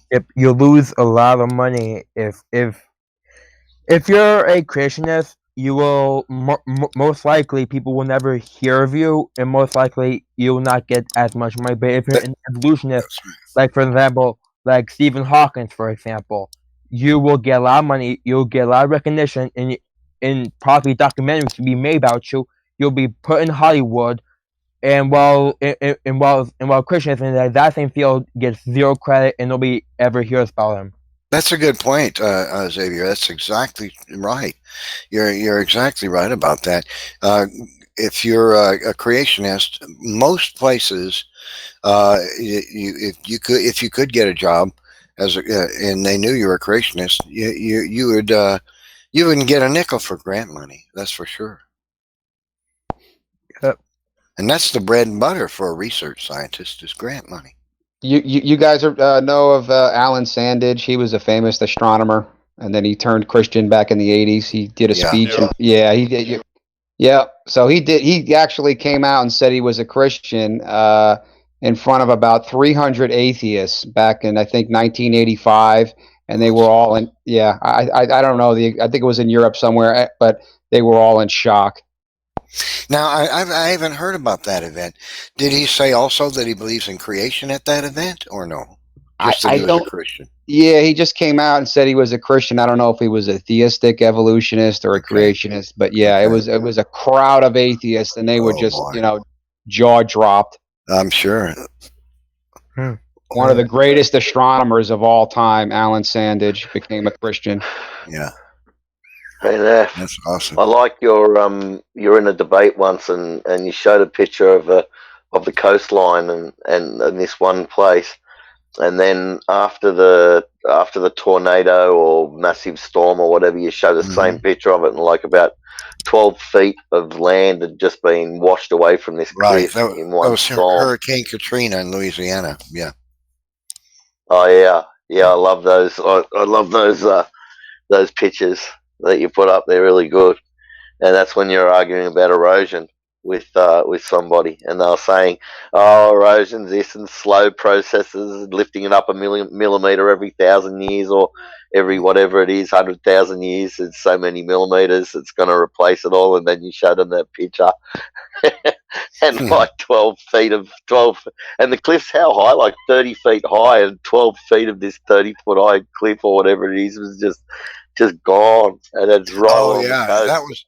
That was in California. That image, they made. There's a walkway going out to the beach, a stairway made of metal that the county had made and put there for people, and over a period of like 20-some years or 30 years, like 12 or 15 feet of the coast it was just gone. It had eroded away in just like 2 decades. You know, it was amazing. Has anyone here debated Aaron Ra? I've had encounters with him in casual debates, not a structured debate, a couple of times over the years in atheist-run live streams, but not a structured debate. He won't do that. And he won't come over here? He won't come over here? He just said F you? Non Sequitur was one of them. I think there was one called the Magic Sandwich Show. I was on that too a couple of times. Yeah, he railed on Neff there. He started calling him names, and he's just a friggin' asshole, that guy, that Aaron. I don't like him. Oh, yeah. If you guys hadn't seen that, you ought to. He was livid drunk, and he just became completely asinine towards me. Because he couldn't let you talk, Neff. He knew you knew more than him, and you're going to make him look stupid. He could see it coming, so he had to start yelling and doing his little dancing around, scratching his armpits, going. Yeah, I challenged him to a structured debate right there, and he wouldn't do it. I said, "Listen, you're not in any condition to be involved in a real debate. You know, you're drunk. You're going to have a splitting headache tomorrow morning. Why don't we set up a debate for the day after tomorrow or the day after that?" And he wouldn't respond. He just ignored me. But I asked him 3 or 4 times. I wanted the people listening to hear him ignore me or deny or refuse to debate me, and that's why I pressed it. Then I think it worked. I called the Atheist Experience about 10 years ago, and I spoke to Matt Delahunty. He's another one. Yeah. We talked about abiogenesis, and he is totally clueless. In fact, they wound up hanging up on me, but what they told me was to call a scientist, and I'm like, well, I thought you guys knew about science. We got into the protein problem and, all the stuff we're talking about tonight, and they are just clueless. Yeah, he avoids any kind of root discussions. He won't even go there. It's especially now. Because at this point, let's be real. Whether or not he actually believes the crap that comes out of his mouth is not relevant. It's his livelihood, and it embodies who he is. Yeah. And any modification of his position, in spite of how Delahunty tries to act like he is this very reasonable, thoughtful individual that is willing to consider other arguments and stuff. No, he's not. He's not. Not even in the slightest. Matt Delahunty? Yeah. He doesn't modify his positions. He frames them with flowery words and sounds all nice when he's responding, but then ultimately says the exact same thing every time with zero modification. And very often, in my opinion, he doesn't ever actually respond to the arguments that are being made. He dodges them and then tries to reverse it back onto the other person for proof. Shocking. Wow. They just go off topic too, just like this guy was trying to get into cosmology. He kept going off the topic, origin of life, wanted to talk about, the origin of the universe. And that's what they'll do. He actually reminds me of someone at my school. Yeah. this one this one kid. Yeah, I really cannot put a name to it, but he talks exactly like him. Yeah. You know, it's just so obvious that these people are determined not to accept the scientific evidence, not to believe in creation. They're determined because their heart says God can't exist, because I don't like the idea that I'm accountable to God. It's just so obvious to me. Yeah. The only reason why they said there is no God, since they don't want to admit their sins. That's right. That's part of it. Yeah. Yeah, that's only part of it, is because they're prideful in their arrogance and ignorance. Very arrogant. Oh yeah. Yeah. And you know, the religion that is the most offensive to them, of course, is Christianity, because Christianity, the message of the cross. You know, the truth is that we're the ones who deserve the torment that Jesus took, not Jesus. You know, and they always say we're violent and stuff. You know, I don't see too many. I don't wish hate and violence on people, but I'd like to see these atheists over in Iraq or Iran. You know. Yeah. Yeah, they wouldn't last. As a matter of fact, the Muslims hate atheists more than they do Jews and Christians, but they don't realize that, the atheists. Yeah. I got Muslim neighbors. They're nice to me. I'm nice to them. You know, they don't bother me. They're Jews good and Christians live in Iran, and there's something like 1 million Jews, or millions. There's a lot of Jews that live in Iran, a lot of them, and there's a lot of Christians, but atheists, they're very unpopular. Oh yeah, speaking on the topic of Muslims, since I actually have the Quran. In the Quran, I actually read. Since basically I have it. It's only like it's only like a minute walk. I can literally grab it, and it basically says Christians can basically go to heaven and hell at the same time, which is like weird. Well, the Quran has lots of goofy errors in it, and one of the most destructive is that about 6 times it states that the gospel of Jesus Christ is truth and inspired by God. Now, if that's true, the Quran can't be true. That's a fatal contradiction in the Quran. Now, here's why it exists. Because the guys who wrote the Quran didn't know what the gospel was. So 600 years later, they didn't know what the gospel message was. They'd never heard it, and they hadn't read it. So they wrote believing that Jesus was a prophet. He had to be the truth. They wrote that the gospel was true because they didn't know what the actual message was. If they knew what the message of Jesus Christ was, they couldn't have written that. See, and this is a fatal contradiction in the Quran. So the Muslims try to fix it by saying, well, the Bible's been radically rewritten, although you don't have what they originally had. The original didn't have this message of Jesus and the cross and redemption through his blood and all that. Didn't have any of that. But that can't be true, because there's 24,000 copies, manuscripts, partial or complete, of the New Testament going all the way back to the 2nd century that proves it has not been rewritten. So their argument is absolutely baseless.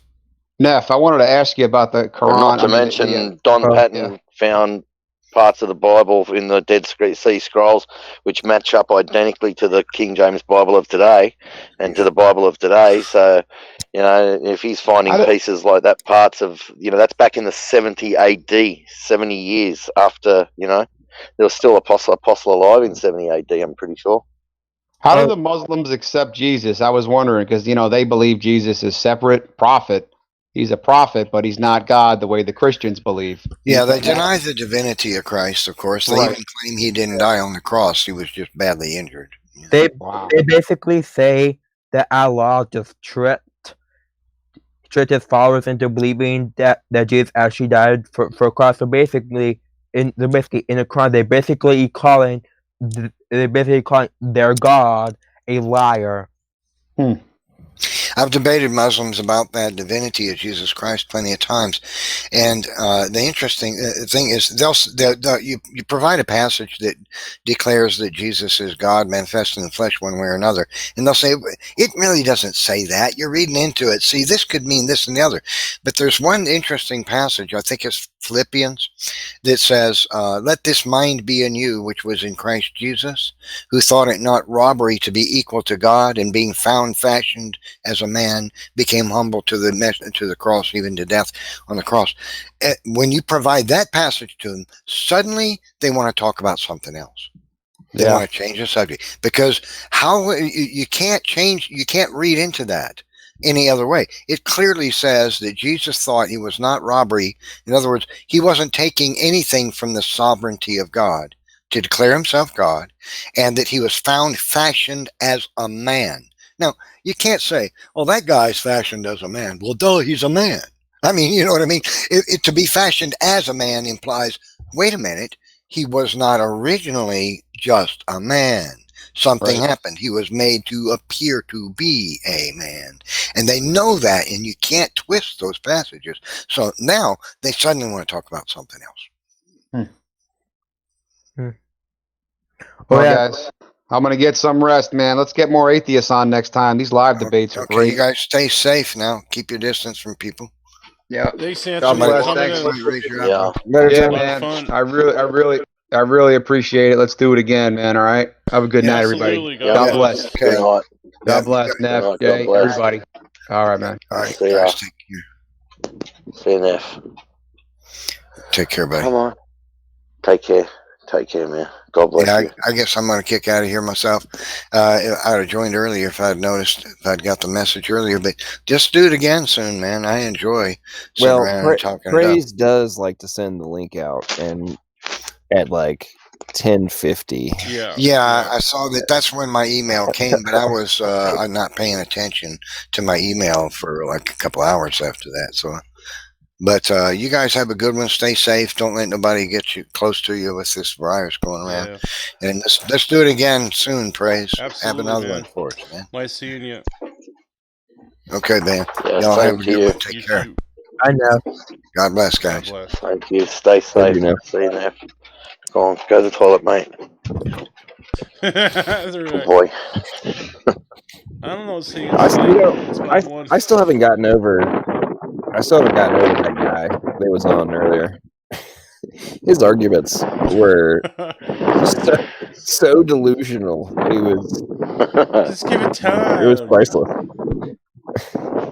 Well, I tell you, the thing that I took from listening to him was, I don't know if you guys noticed this. I'm sure you did. When counterpoints were made and his arguments were called into question, all he did was try to change the subject or reframe the response without actually answering direct questions. Did y'all notice that? Yeah. Yeah. I did. Yeah, he was pretty funny. Yeah. I was just watching him. He liked to deflect a lot too. I've noticed that. I've noticed that. Like I've noticed a lot, and when like for example, like when I'm debating others, like this was like 5 years ago. I've done that. I've done the exact same thing that he did. I tried to deflect, and I tried to change the subject to try to get out of it. Yep, absolutely. Good point. So I know what he did. I mean, like for example, like the other day I was debating someone about politics. Politics was like I was debating.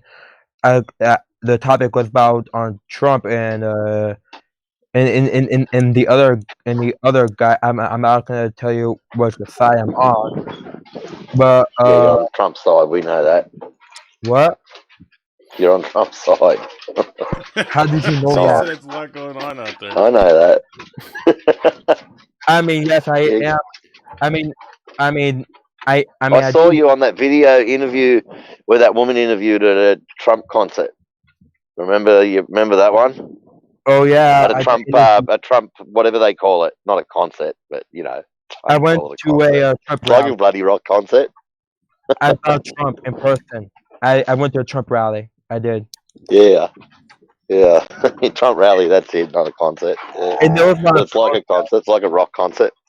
there was like there was legit a lot of protests. Like I directly Yeah. there was like mass like I wouldn't say massive since they're the minority, but I swear it was like outside I directly heard no Trump, no KKK, no fascist USA. You know that chant they always say, right? Oh yeah. They keep on saying it. Then I was shouting out Mexicans for Trump, saying basically I'm half Mexican. So basically, I basically told this one Mexicans for Trump, and she was like flabbergasted. She you almost didn't. have a heart attack. She needed help for her, like, fall down on the street to her knees, like clutching her chest. Yeah. Well, That's pretty funny. whenever the identity politics What? shatter, Yeah, go on. it's like a heart attack for people of like, what you mean people think for themselves? Oh my god, my worldview is now shattered. And it's so surprising is that before I was actually a Democrat, I was actually a liberal Democrat. Before in 2015, I supported Hillary Clinton, but now I support. Come, Bella. Yeah. Sorry, mate. Go. I was calling my dog. Sorry, apologise. Should have put the microphone off. I'm listening. Yeah, I mean, in 2016, I didn't even support Trump. I supported Hillary Clinton, but I'll forgive you for that. Yeah, unfortunately, I supported Hillary Clinton. That Yeah, because you're brainwashed. Yeah, I can go on and Like on. me, like I was when I was younger. Yeah, since politics are my area of expertise. Politics and history are basically where I'm at. So basically, like well, it really wasn't my fault that I was a Hillary supporter. Basically, my mom support her, and she's still a Democrat. My dad, no, but he is not a Republican, but he is an independent. An atheist. Yeah. Yep. But here is the thing. He does have conservative values, a lot of it, and some liberal values. Well, the problem with where society is progressing to right now is, and what I'm about to say applies to the debates that we have on, the subjects we were talking about tonight, of unless you suspend big picture thinking and rational logical deductions and analysis, and are only looking for the things that benefit you in the short term versus the long term, you are never going to see how you're being completely used as a sheep, or actually as a pawn, with the mind of a sheep, to achieve the objectives of the Machiavellian types that operate in the pinnacles of society. And I think so many people, the average person walking around does not think like the people who are trying to do the manipulation, whether it be in academia or in politics. And they don't want to even consider the fact that they might be being lied to. Right. And I think that is at the ultimate root of, there's other things, but that's one of the ultimate root problems, and how the manipulations occur so often is, well, they couldn't actually be trying to do that. They've got to still have my best interest at heart, is what people like to tell themselves. Whether they're consciously telling themselves that or not is not the point. That's what's going through their thought process. And people don't even want to question things outside of, the conventional paradigms, at least from, that are in their worldview, because the second they do, they actually have to think for themselves, and they have to consider alternatives, and they actually have to make decisions for themselves on what is the reasonable conclusion. And that requires guts and determination and the courage to be ostracized by some and to ultimately be personally responsible for standing up to those who are trying to be the manipulators. And to me, I see that so much. I'm sure I know we all do. And it's, to me, it's a very sad state of affairs just from a societal perspective, but it's also a sad state of affairs for so many people. Like, I can't imagine operating through my life in a state of refusal to actually question and look for the truth. I don't know about y'all, but that's the way I think about it.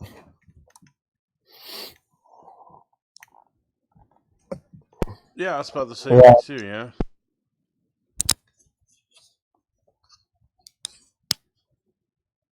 Yeah, I think he was just there to try to troll a little bit and just be the opposition. Some people like playing the role of opposition because either their friends are watching it and they're trying to do it for that reason or something. That's usually what I see. Or maybe he'll just try and play devil's advocate, possibly. Yeah, that's true. Since basically, for example, like in my class, since my class is majority liberal and I'm the only conservative in my class, my history class, so therefore I raise my hand. And so basically I'm that opposition. I was in his exact same position, and the entire class was trying to come at me with all their ridiculous arguments. So I guess that's what he was trying to do that way, just so that maybe he actually did believe it. Maybe he was just trying to represent his side. Yeah. Well, I think also there's a there's a false sense of security in because using evolution, that this aspect of it in context, because at least from their perspective, it's the accepted and the standard of thought, at least from their perspective, that gives you a false sense of security in coming at somebody that disagrees with you because you think that everybody is behind you. It's part of that herd mentality, right? And that group think. Well, everybody else thinks this way, therefore I'm right, you're wrong, and it doesn't matter what you say because everybody else disagrees with you. And not actually even considering the counterpoints that are being made. And I would say the guy tonight, whether he was trolling or otherwise, was embodying that whole concept. And in regards to what we're doing, it's if we haven't done research, haven't thought this through, haven't actually spent time contemplating the questions of our existence, and which it's the whole reason I have my name Logical, Plausible, Probable for my channel, right? It's I want to make sure that the conclusions and the positions I put forth are all of those things, and not just purely faith-based, quote unquote. They actually have rational thought processes behind them, and from that perspective, I think that enables you to have true courage to be able to stand against that groupthink. Absolutely, because I agree. Whether or not you agree with me or not doesn't mean a damn thing to me, because I'm fine with if I ultimately am wrong, so be it. But I would say the odds are in my favor, and I will happily go down that path. What it ultimately comes down to, what I'm starting to see, is who has access to the data and who knows how to interpret the data, and whoever has advantage in that usually is superior. That's just the way I see it. And you got to also have, of course, counter rebuttals to if they have data, you have to know how to counter that data. But it's just all down to data these days. No, absolutely. No, that's very true. And I think your point on knowing how to counter and having true knowledge and not just the knowledge, but the understanding of Right. what the data represents is the only way to truly counter it, because they're going to try and reinterpret it to their own, put it through their own lens. Yep, exactly. And So you have to be good on both ends, finding the data, and then knowing how to defend the data, or pick apart someone's false, how they interpret the data. So, I mean, I think that to me ultimately also shows that God made us to be knowers and learn things, and I think that if anything, that shows intelligent design in itself. It's kind of interesting. Free will. For the well, Mongo we have day, the right? I mean, we have the free will to learn, but how many people don't or refuse to? Right. And which I think is sad on one side, but I agree with you 100%, Praise, that it is an example of God's creativity and design, and the fact that we are special in being able to actually. I mean, think about the fact that we're talking about data, right? Where does the data come from that we're even going and researching? Right, exactly. It's especially even I fine mean, and interpret that. I mean, and that's why I thought it was so interesting how whatever alien or whatever his name was, like so many of them, was trying to dodge or trying to equate the medium which contains the information as the information itself. And T-Jump did the same thing. I mean, so many of the atheists, it's a very common argument that they make. I hear it all the time. And I'm like, okay, especially for, I think that guy was probably pretty young, but it's like, okay, I understand that you may not even know because I'm too young for actually witness in real life, but I've researched it.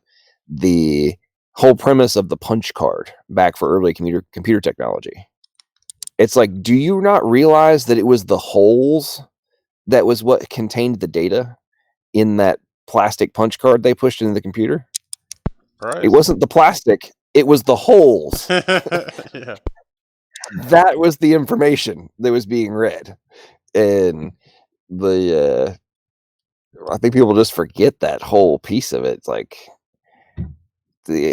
especially when you're talking about prescriptive information, it's a totally different paradigm in what is the source requirement for prescriptive information to exist. Yeah, I think Neff covered on this too. It's algorithmic. It has to be pre-programmed or pre-packaged already in there.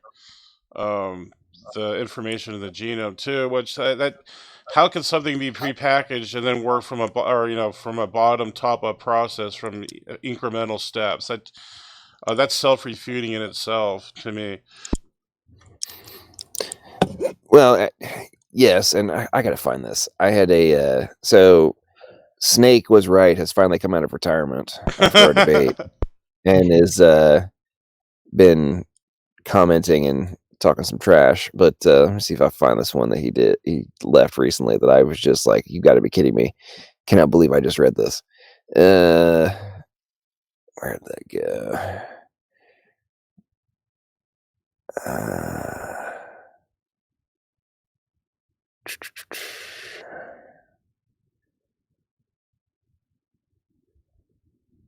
Oh man, I gotta find this thing.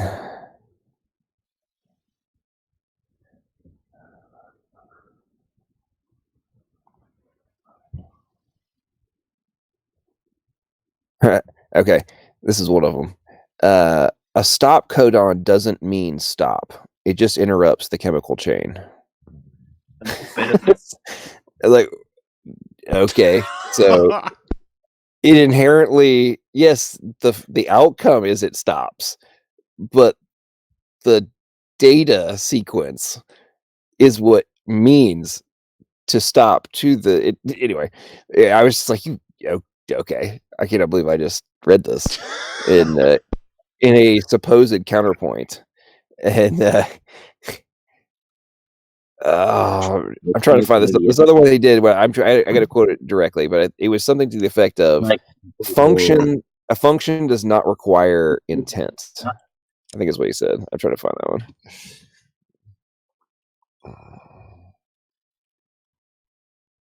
Yeah, I've had my dealings with Snake. Yeah, Praise. I tried to talk to Snake like multiple times. But I Snake's a can con tell. artist. Yeah, I know, but I can tell that every time I try to at least talk to him in the chat rooms, he always ignores me a Right. lot. Yeah, I've, pretty much. I've actually Ju- I've actually Well, noticed that yeah. since basically nobody knows anything about me that much, so that's possibly the reason why. So I mean, I tried to talk to him, and I'm thinking of going as I'm thinking of talking to Aaron Raw, but I just see how that turns out. Because if Aaron Raw talks to me, or if Snake was right, which really should be called Snake was wrong. But if they talk to me, then basically I see multiple people being too like I see too many people have mercy on them. Me, I give no mercy onto them. So basically, if they talk to me, it's gonna be a whole different ball game. Yeah. But I mean, I wouldn't put all your eggs in that basket on that one because Aaron Rock cusses out creationists. So Oh, I know. I Yeah. know a lot. So I already I know. don't think he'd run you down. I don't think he'd run you down too much though. Because if he ran you down, he would look like a real scumbag. So I think he'd be a lot nicer to you. We should get you to debate him. I actually want to That's debate him actually. I actually really want to. Yeah, because everybody else, he'll just scream over the top of them and insult them and threaten them and make all sorts of threatening gestures and carry on like a freaking ape having a spaz attack. And when it comes to with what's his name there with Javier there, and then Javier, isn't it? I don't Yep. know how to pronounce. Yeah, Yep. Javier. we need Yep, Yeah, with Anthony, Javier really, though. there, then we'd be able to give him a real hard time because he wouldn't be able to insult him and carry on like as much.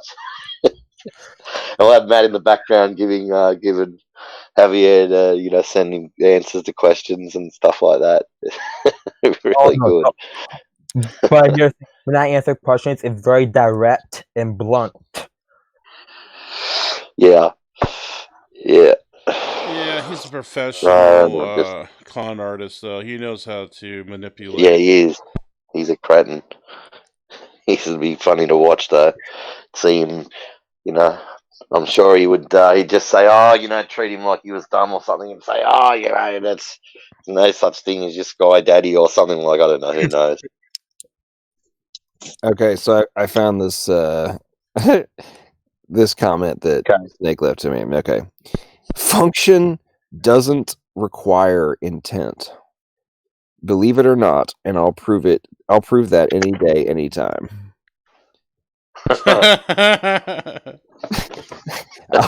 You should have read that during the discussion while we were live. That would have been funny.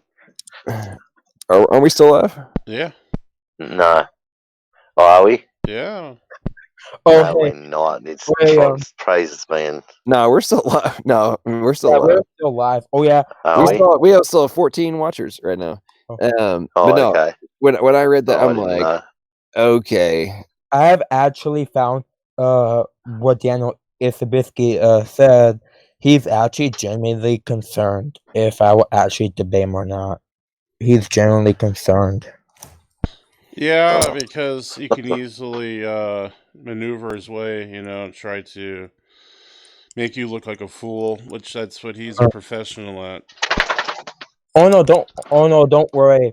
Like me, I'm very in my opinion, when I'm debating, I try to manipulate some stuff to turn it my way. I try to manipulate some rules. I try to bend it. So don't you worry. It'll probably be much too evenly matched. And basically, I can pull certain strains on him. I know how he reacts. I know his play. So therefore, I can just easily pick which trigger to pull on. So don't you worry. If I debate him, if you debate him, you would have to have it be a formally structured debate with responses and rebuttals and responses. Otherwise, if you start to win, he'll just start yelling and interrupting you every 5 seconds. Oh no! I think that's what people are probably more leaning to. Not that you can't go toe to toe with him intellectually. It's the fact that he will just, if it's not structured, because I mean, I'm sure you've seen it in a lot of his debates. He just starts yelling and ignoring people and interrupting they start speaking. Yeah, he does. Tom Jump is like a protege of Aaron Ra in his style of he just sounds in a more slightly sneaky way though. Yeah, he's even more sneaky than Aaron Ra. Yeah, he just interrupts you every sentence, but Aaron Ra does the exact same thing and doesn't let you actually extenuate your argument or complete yells it. over the top here. Yeah. If you never get to make your argument, then you don't get to pull the strings because they never let you finish a sentence. But Tom, I think his tactic is to deny, like, no, that's not true, because the hypothesis, and you'll have these, what I think he has a script, and I think he knows, like, how to operate off his script. So you're going to have to get him off his script somehow. And there's been a few people I've seen do that. Anybody that's smarter than him. If as soon as he knows that somebody that's smarter than him, he'll just start talking over them and being belligerent towards them. The moment he gets on with Matt or anybody that's a creationist that he knows, because he's debated Matt in the comment section before, and he knows Matt just absolutely blows him away on everything. So every time Matt opens his mouth to try to answer anything, Aaron Ra just starts talking over the top of him straight away. That's what happened then when Matt tried to have a sort of discussion / debate with him. Oh no, like this is actually, like, I actually have an idea, just like when his next debate starts or when he speaks, take some notes down to see what pulls, to see what triggers, and see what works. If you actually study him, like, if you actually be very observant, if you study him, you can actually know how to properly defeat his pathetic arguments. It's pretty simple. Study and observation. Good point. Yeah, well, he did. Yeah. I don't think Aaron Ra's ever looked through a microscope in his life, apart from probably in high school. Wait, as a matter of fact, I'm actually going to find his channel. Basically, I never seen his channel before, so I'm gonna try to pick up a random video and comment saying, would you debate me on a topic, whatever topic? And if he says yes, then I'm down for it. To be honest, if anyone I think would be in his scope would be John. So, I mean, John, I'm telling you what, man. John or Tony will be in his, could be in his scope. So, I'm just saying that. Yeah, that'd be good. If John could debate him on a structured debate format thing like modern day debate or something like that, that'd be awesome. I might talk to actually. Gosh, I forget my name's this. I hate when you forget a name. It's who's the leader of MD again? He's gonna beat my ass for this one. It's oh gosh, I can't believe it went blank.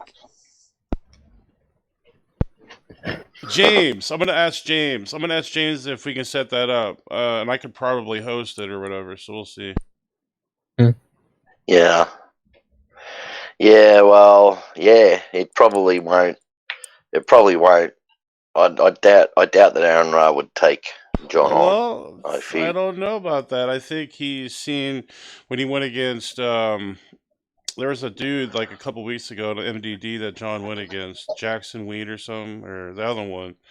Yeah. T-Jump, was it? No, it's Jackson Weed's buddy. Oh. You mean that cat? No, his profile picture has a cat. It might be. Yeah, I'm not sure. No. Dang, my jokes are terrible. list again, Tyra, because I just can't remember names. Pretty bad. Yeah, so it's basically 2:15 in the morning right now, and I have to and I am basically my RJ. teacher. Yeah, RJ Downard. So, Right. John. So I'm saying maybe Aaron Rod probably seen that, so he could be in the eyesight, or he could be in the future plans of Aaron Ra. Who knows? You guys start talking about me. Yeah, we're saying I think you're a Yeah. possible prospect for Aaron Ra in a debate, and I might even ask James to set it up. Yeah, you debate Aaron Ra on probably just about any topic. You'd be able to handle him, I reckon, John. Maybe the person you were talking about was he said he reckons he can defend abiogenesis, so you could definitely argue with him on that topic. Oh yeah, I could argue that one, no problem. The RJ Downard was Jackson Wheat's buddy that I took on MDD. That was my first debate on modern day debate. Oh, okay. Yeah, that one was interesting, to say the least. That he refused to. Well, I've joked about this before, but I got him to admit that Facebook, Twitter, and Snapchat could have written themselves. And that's like what that guy we were talking to earlier today did. He was saying that the complete works of Tolstoy could be written by monkeys tapping on typewriters as long as they had enough time, and there was enough monkeys, and there'd be a lot of garbage and a lot of gobbledygook and junk in between. But like there'd be like the letters would match up eventually, like in between all this junk to write the spell out, say the War and Peace or something. Yeah, and that's what his argument was, and it's just mind-bendingly stupid to even.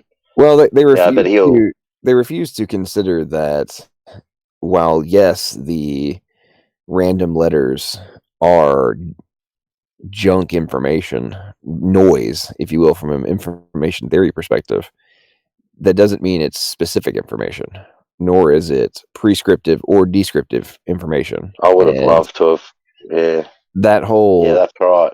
That whole component of it's like, yes, from a physics perspective, you can argue that this is a type of information, but it is not the kind of information that is required for any kind of formal outcome. And T-Jump tried to make that same tactic, and it's like this. I don't know how you can possibly, with any kind of actual rational thought, conclude that those things are actually possible. Like, you can make a hypothetically fine all day long, but in a practical real world perspective, nobody would actually think that could happen. Nobody. And it's just like with the proteins forming and everything else. I mean, it's now the latest number recognized, like, okay, this is a realistic probability or improbability, is a functional protein forming as 1 in 10 to the 164th power. And total number of seconds. Yeah, that's one with 164 zeros after it. Yeah, and the total number of seconds. That one chance. And the total number of seconds in the universe is only 10 to the 16th power. And the total number of reactions since the beginning that have ever happened is like 10 to the 139th power. Total number of atoms is 10 to the 80th. And it's like, when you think about that, it's like, okay. And the guy earlier tonight and all of them, like, well, it could happen. It's possible. And it's like, yeah, okay. Yeah, but on paper it's possible, but not if there literally hasn't been enough time. It's not possible. Why do you think they push so heavily for the multiverse theory? Is because it's not a remotely plausible conclusion when you look at the probabilities. And that's why they're desperate for some unknown, undiscovered law of nature that can allow for it. Because the the improbability no longer makes it a plausible theory to have happened without undirected chance or something else that can circumvent the improbabilities. And I think that a lot of the atheists, either they don't know this, or if they do, they are desperate to avoid it. And because there is no other, if you actually truly consider it from a reasonable perspective, you'll never conclude that it could happen through undirected process. No.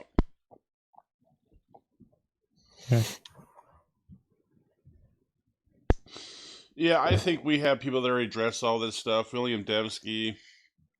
I mean, we have so many people out there that put papers out. Yeah. Yeah, but they consider those Fraudulent. yeah, it's just a bunch of creationist papers. And what I think's funny is Snake was doing it again in comments. He's arguing that and RJ Downer does the same thing, and all of them. It's all you do is read AIG or creation.org or the other ones, and I'm like, actually, I have spent hardly any time on any of those sources. I've actually gone and read purely secular information. They are concluding the same levels of improbability and all the same problems, and looked at the evidence for myself from their own discoveries and reached my own conclusions. And I mean, I apologize for reaching a logical conclusion based on the evidence. I mean, I don't know what else to tell you. No need to apologize. Yeah, it's pretty interesting. Some of the there was a TED talk a while back where within the first paragraph of the guy's opening statement, evolutionist and an atheist, he starts off and says, "Now listen, there's so much confusion and misinterpretation about proteins. I want to be clear. These are not just chemical reactions; they are nano-machines." And lie down, pups.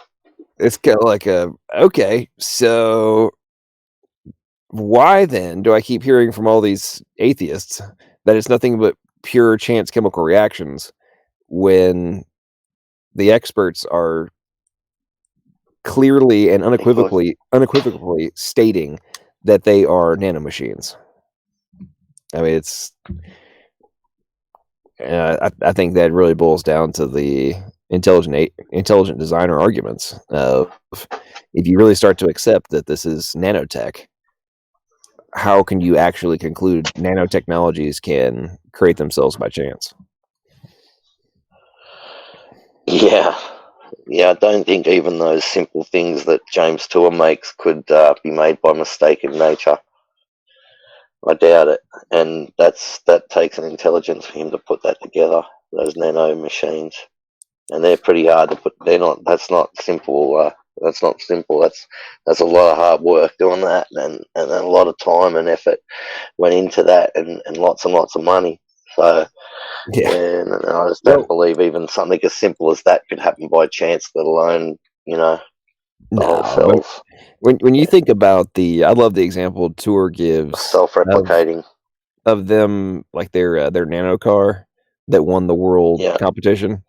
It was 381 pages of processes that had to be done for them to create a dinky little nano car that is a joke compared to the simplest proteins.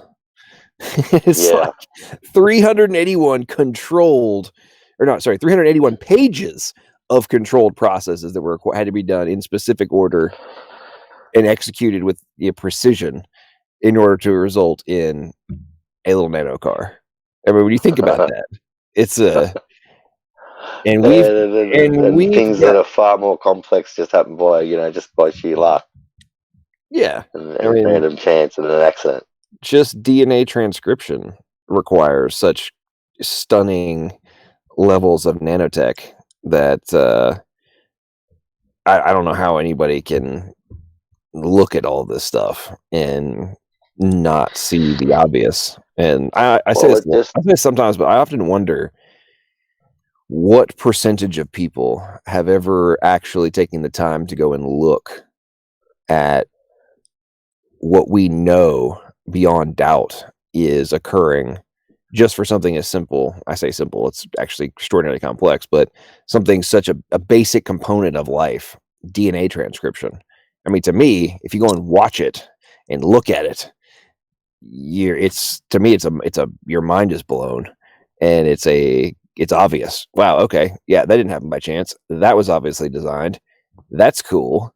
That's amazing technology, and I want to learn more about how this all works and operating from the perspective that it was designed versus.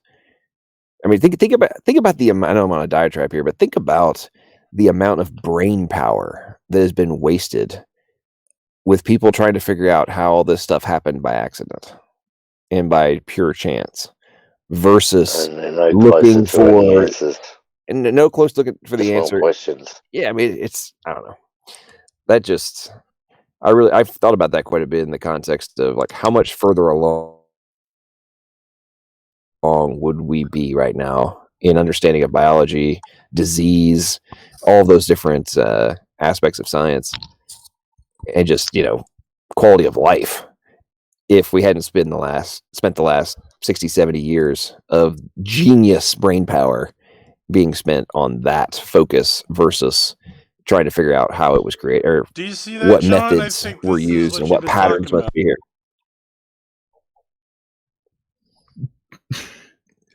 What are you showing? Do you see that up there?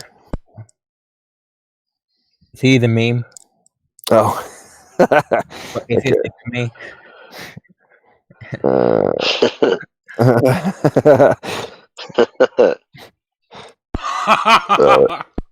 That's great. I mean, that epitomizes what you're saying. Me and the incredible design of the cell. And there you go. There's like transcription there at that big thing there.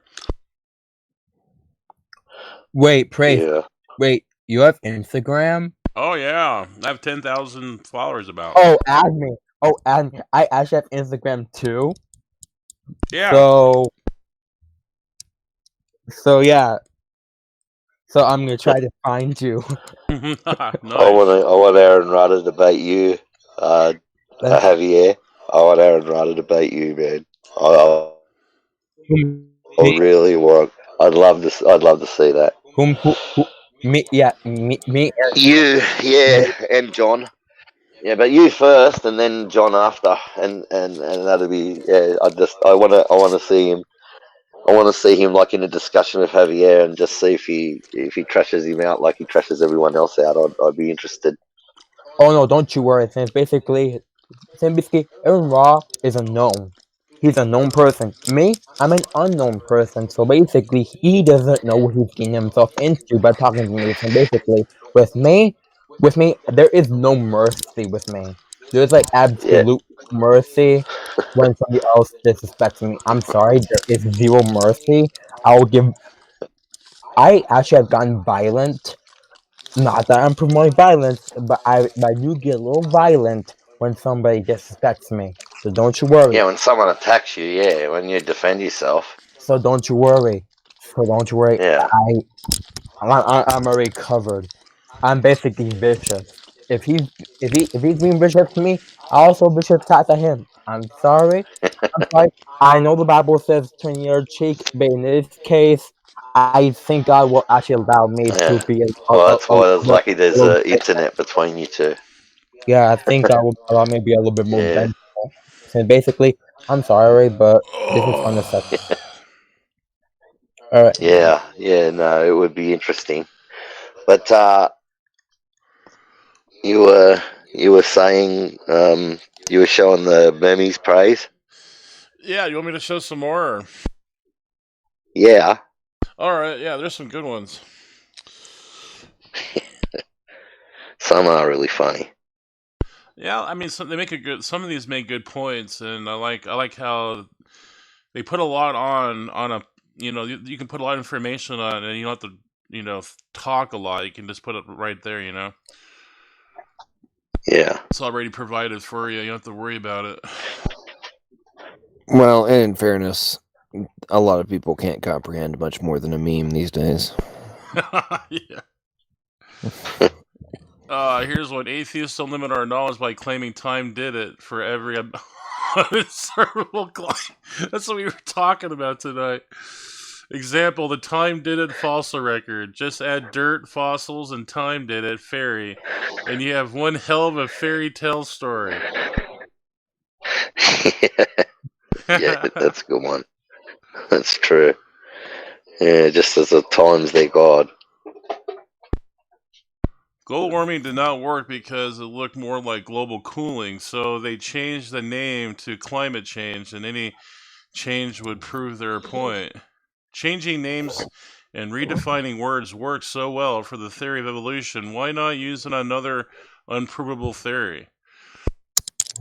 Yeah. Right. Yeah, it is. I tell you, one of the speaking of the global cooling, global warming thing, a couple years ago, this point's probably a decade ago now, there was a big scandal because an article that was published was literally plagiarized from like 1971 or whatever it was. That was all about the coming ice age, and they literally did nothing except change global cooling to global warming. And Yeah. and it was like, it was not similarly written, it was a copy with words shifted out and published. I think it was in I forget which, it was a major publication, and I was just cracking up of like, okay, people, you have reached a new level of full of crap if you're not even going to bother to like write an original piece on this. You're just going to swap out some words and then wonder why people question whether or not what you're saying is true. There was a day in Australia where they had like back in the 1800s, where they had a really hot day, and it was on the Sunday when the guy that wrote down the temperature, he'd go in, look at the temperature at the same time every day, and then write it down, right? And this day he knew it was his day off, and he knew if he was a record temperature. That's why he went in and looked at it, and it was 3 degrees hotter than any temperature, or 2 degrees hotter than any highest temperature we've got now. But what they did is they ignored that because he went in on his day off, even though the writing on there is exactly the same writing from the same person, just because that's been doing it for years and years. And just because he went in on his day off, they ignored that so they could claim it was the hottest day ever just recently in Australia, in those areas, in Adelaide and other places. Yeah. Yeah, that's I'd say one of the most amazing things I've ever seen on this topic. This was probably 4 or 5 years ago. I was watching it. Oh, and by the way, it was a lead mercury test, and the lead mercury tests are just as comparable to the computer, the thermometers today. However they do it, I don't know, but they're supposed to be very close to them, very, very, very close in accuracy. That is. Oh yeah, absolutely. It was nuts. This like 4 or 5 years ago. I was watching C-SPAN, and the director of NOAA, the NOAA agency, and who's considered on the global level the pinnacle of weather, right? And their data is the one that all these models are made off of. He was testifying before Congress and admitted that they had altered the data going back to the 1940s to match their projected models, and admitted this under oath in a Senate committee or Senate hearing. And I was like, what am I listening to right now? And sure enough, I kept checking. It was on, there was on YouTube. I kept, whenever I get into debates with folks, I'd be like, well, let's go watch this. Right. And then probably a year and a half later, that hearing and all video that I've looked around for it has vanished. It no longer can be found online. And I'm pissed off myself for not having downloaded it back then. But And the craziest thing of all is there's 0.04% carbon in the atmosphere. 97% of that 0.04% was put there by natural means. And in all human history, humans have only put in, and this is what they say, only 3% of that 0.04% of the carbon that's in the atmosphere right now. So when you're looking at it in those terms, like global warming due to carbon-induced global warming is laughable. Like look how small the amounts are that are going in. I mean, carbon is only 0.04% of the atmosphere, right? It's about 400 parts per million, whatever. And so, with such a small amount, and 97% of that 0.04% was put there by natural causes, and only 3% is put there by man. I mean, all the volcanoes in the world put in more carbon than, like massive amounts of carbon. Well, as they say, the farting cows are the year. single biggest problem. Oh, that's rubbish. Well, methane is equivalent to 20 times that of carbon. Methane in they say, well, 1 ton of methane is equivalent to 20 ton of carbon in how it, acts as a greenhouse gas. But there's no evidence of it at all because it's all due to cloud cover. Like, so, it's got to sunspots, cloud cover, how much, like depends on how many years. Like if you have years in a row of lots of cloud cover around the Earth starts to cool. But if you have times when there's low cloud cover and with sunspots facing towards us and away from us, we have coolings and warmings. And, there's all sorts of things that drive global warming, but we don't really know how to control them yet. I mean, we're trying to learn how to do it, I suppose, but we don't know how to control it. Hey, Jason, do you remember in the 90s the whole hole in the ozone layer? Yeah. Okay. Yeah. So I remember so I was a kid in England when that whole thing was going down. CFCs, and chlorofluorocarbons. And the UK was the global leader in solving the hole in the ozone layer problem. They banished, banned aerosol and everything else. But chlorofluorocarbons. But most people don't know this, and you might know this, but most people don't know this. They had actually gotten to the point of they were getting ready to go up and quote sew a hole in the ozone layer and close it. And thankfully, some other scientists somewhere else had noticed that it was expanding and contracting. And we're like, wait a minute, we better not do this. I think this is allowing heat to escape and to be contained. And when you think about it from what would the ramifications have been if they had closed the thermostat in the on the planet? Like we would have been toast. That's what it is, then that would be bad. I thought if it is like a thermostat, then that would be bad. Yeah, that would be very bad for us. That was the conclusion that was reached. That it was acting like a thermostat, and if they did it, we would have been completely cooked. Wow! And they were it was within. I remember that discovery. That's pretty scary. Was made within months. It was only a few months prior to them getting ready to launch the rockets up to go and do this, and held back on it. And it was one of those, dodged a bullet of humans thinking we understood everything when we actually didn't have a clue about the actual function. Yeah, that's pretty scary. You guys see that meme there? Yeah. So you have one scientist saying it is a sin against science to believe in things without evidence. Then you have another scientist is saying he is sure mankind is older than 500 million years, but no fortunate accident of discovery has yet given us evidence to prove it. There you go. Robert sounds like an old Earth creationist. Yeah. Hey guys, do you know who? Do you guys know who Greta Thunberg is? Name sounds familiar. Yeah. That one kid. Climate change. Soros's little climate change chick. Yep. The one that said, "How dare you?" Oh, you talking about the 16-year-old girl from Sweden? Yeah, the Swedish Okay. one. He's little 16-year-old climate change. Yeah, they're just anyway. And she They're completely irrational. They don't know what they're talking about. And she literally got an award for literally being a role model for Gen Z. Then I'm like, no, she's not. And She don't represent me. Well, I tell you, one of the things about this whole topic that I find very interesting is, okay, I'm pretty sure that we hear on a regular basis that there's too many people and we're all going to die because there's not going to be enough food to support us, right? Well, what is needed for food to grow? A temperate climate is optimal, right?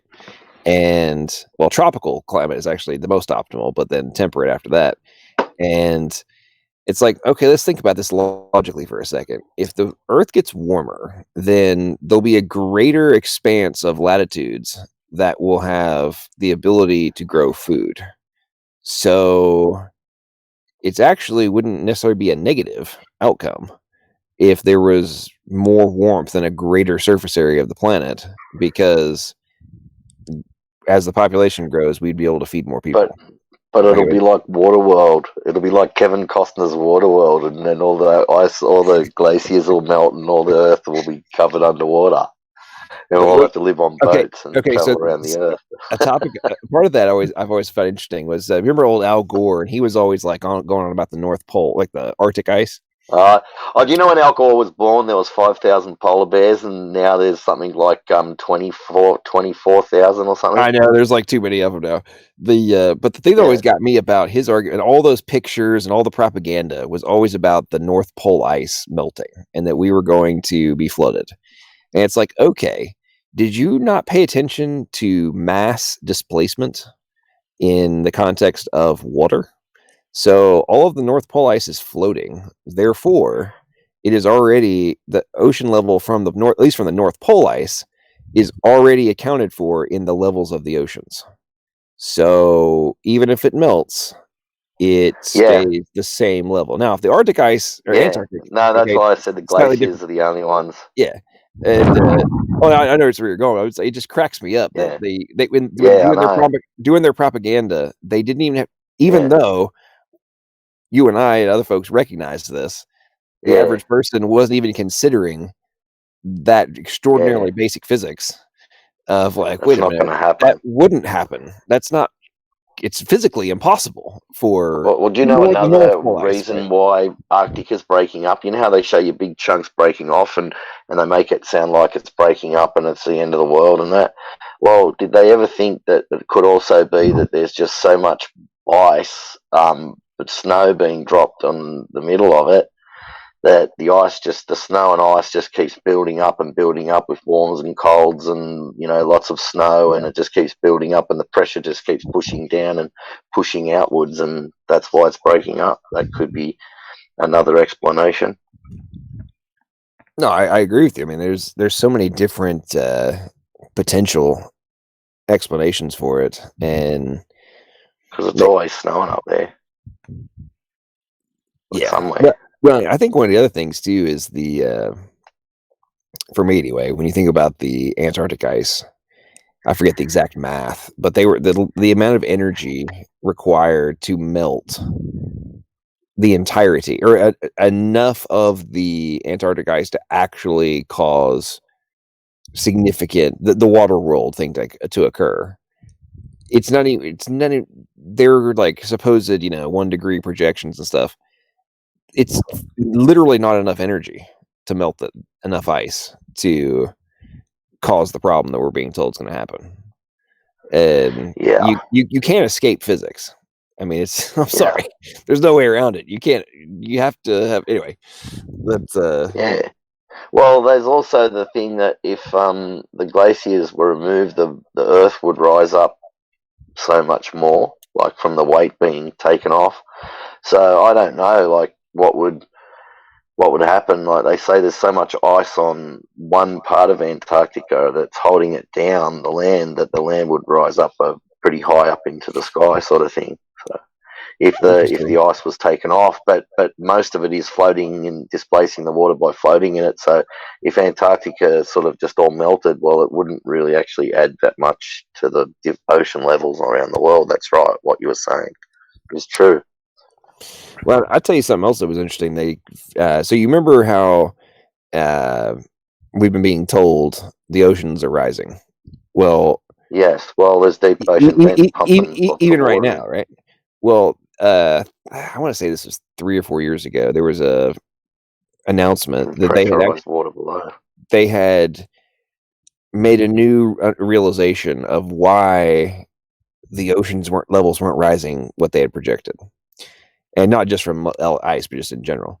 Well, it turned out that the continents are literally being able to absorb water, and which I thought was very fascinating premise. And it's like, that actually kind of makes sense, right? Yeah, but it all runs out slowly.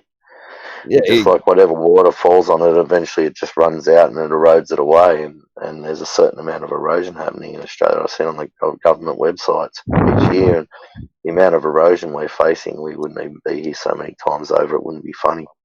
Parts of Australia are supposed to be 2.5 billion years old.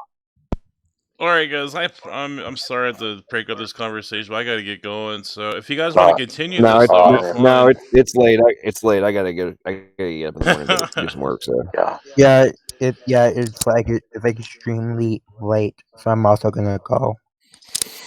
Right. Well, it's only 5:46 here p.m. So 17:46. So it's only early in the afternoon. So you're up past your bedtime, huh? Yeah, pretty much all of us. I'm getting old crotchety. Gotta get to bed before 5 o'clock. Okay. I'm gonna head out. Did you just create that one, Praise? Oh, that meme? No, I had that for a while.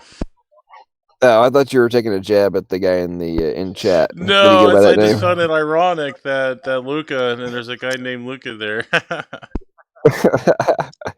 Yeah. Yeah, I think he calls himself Luca for that reason. I can't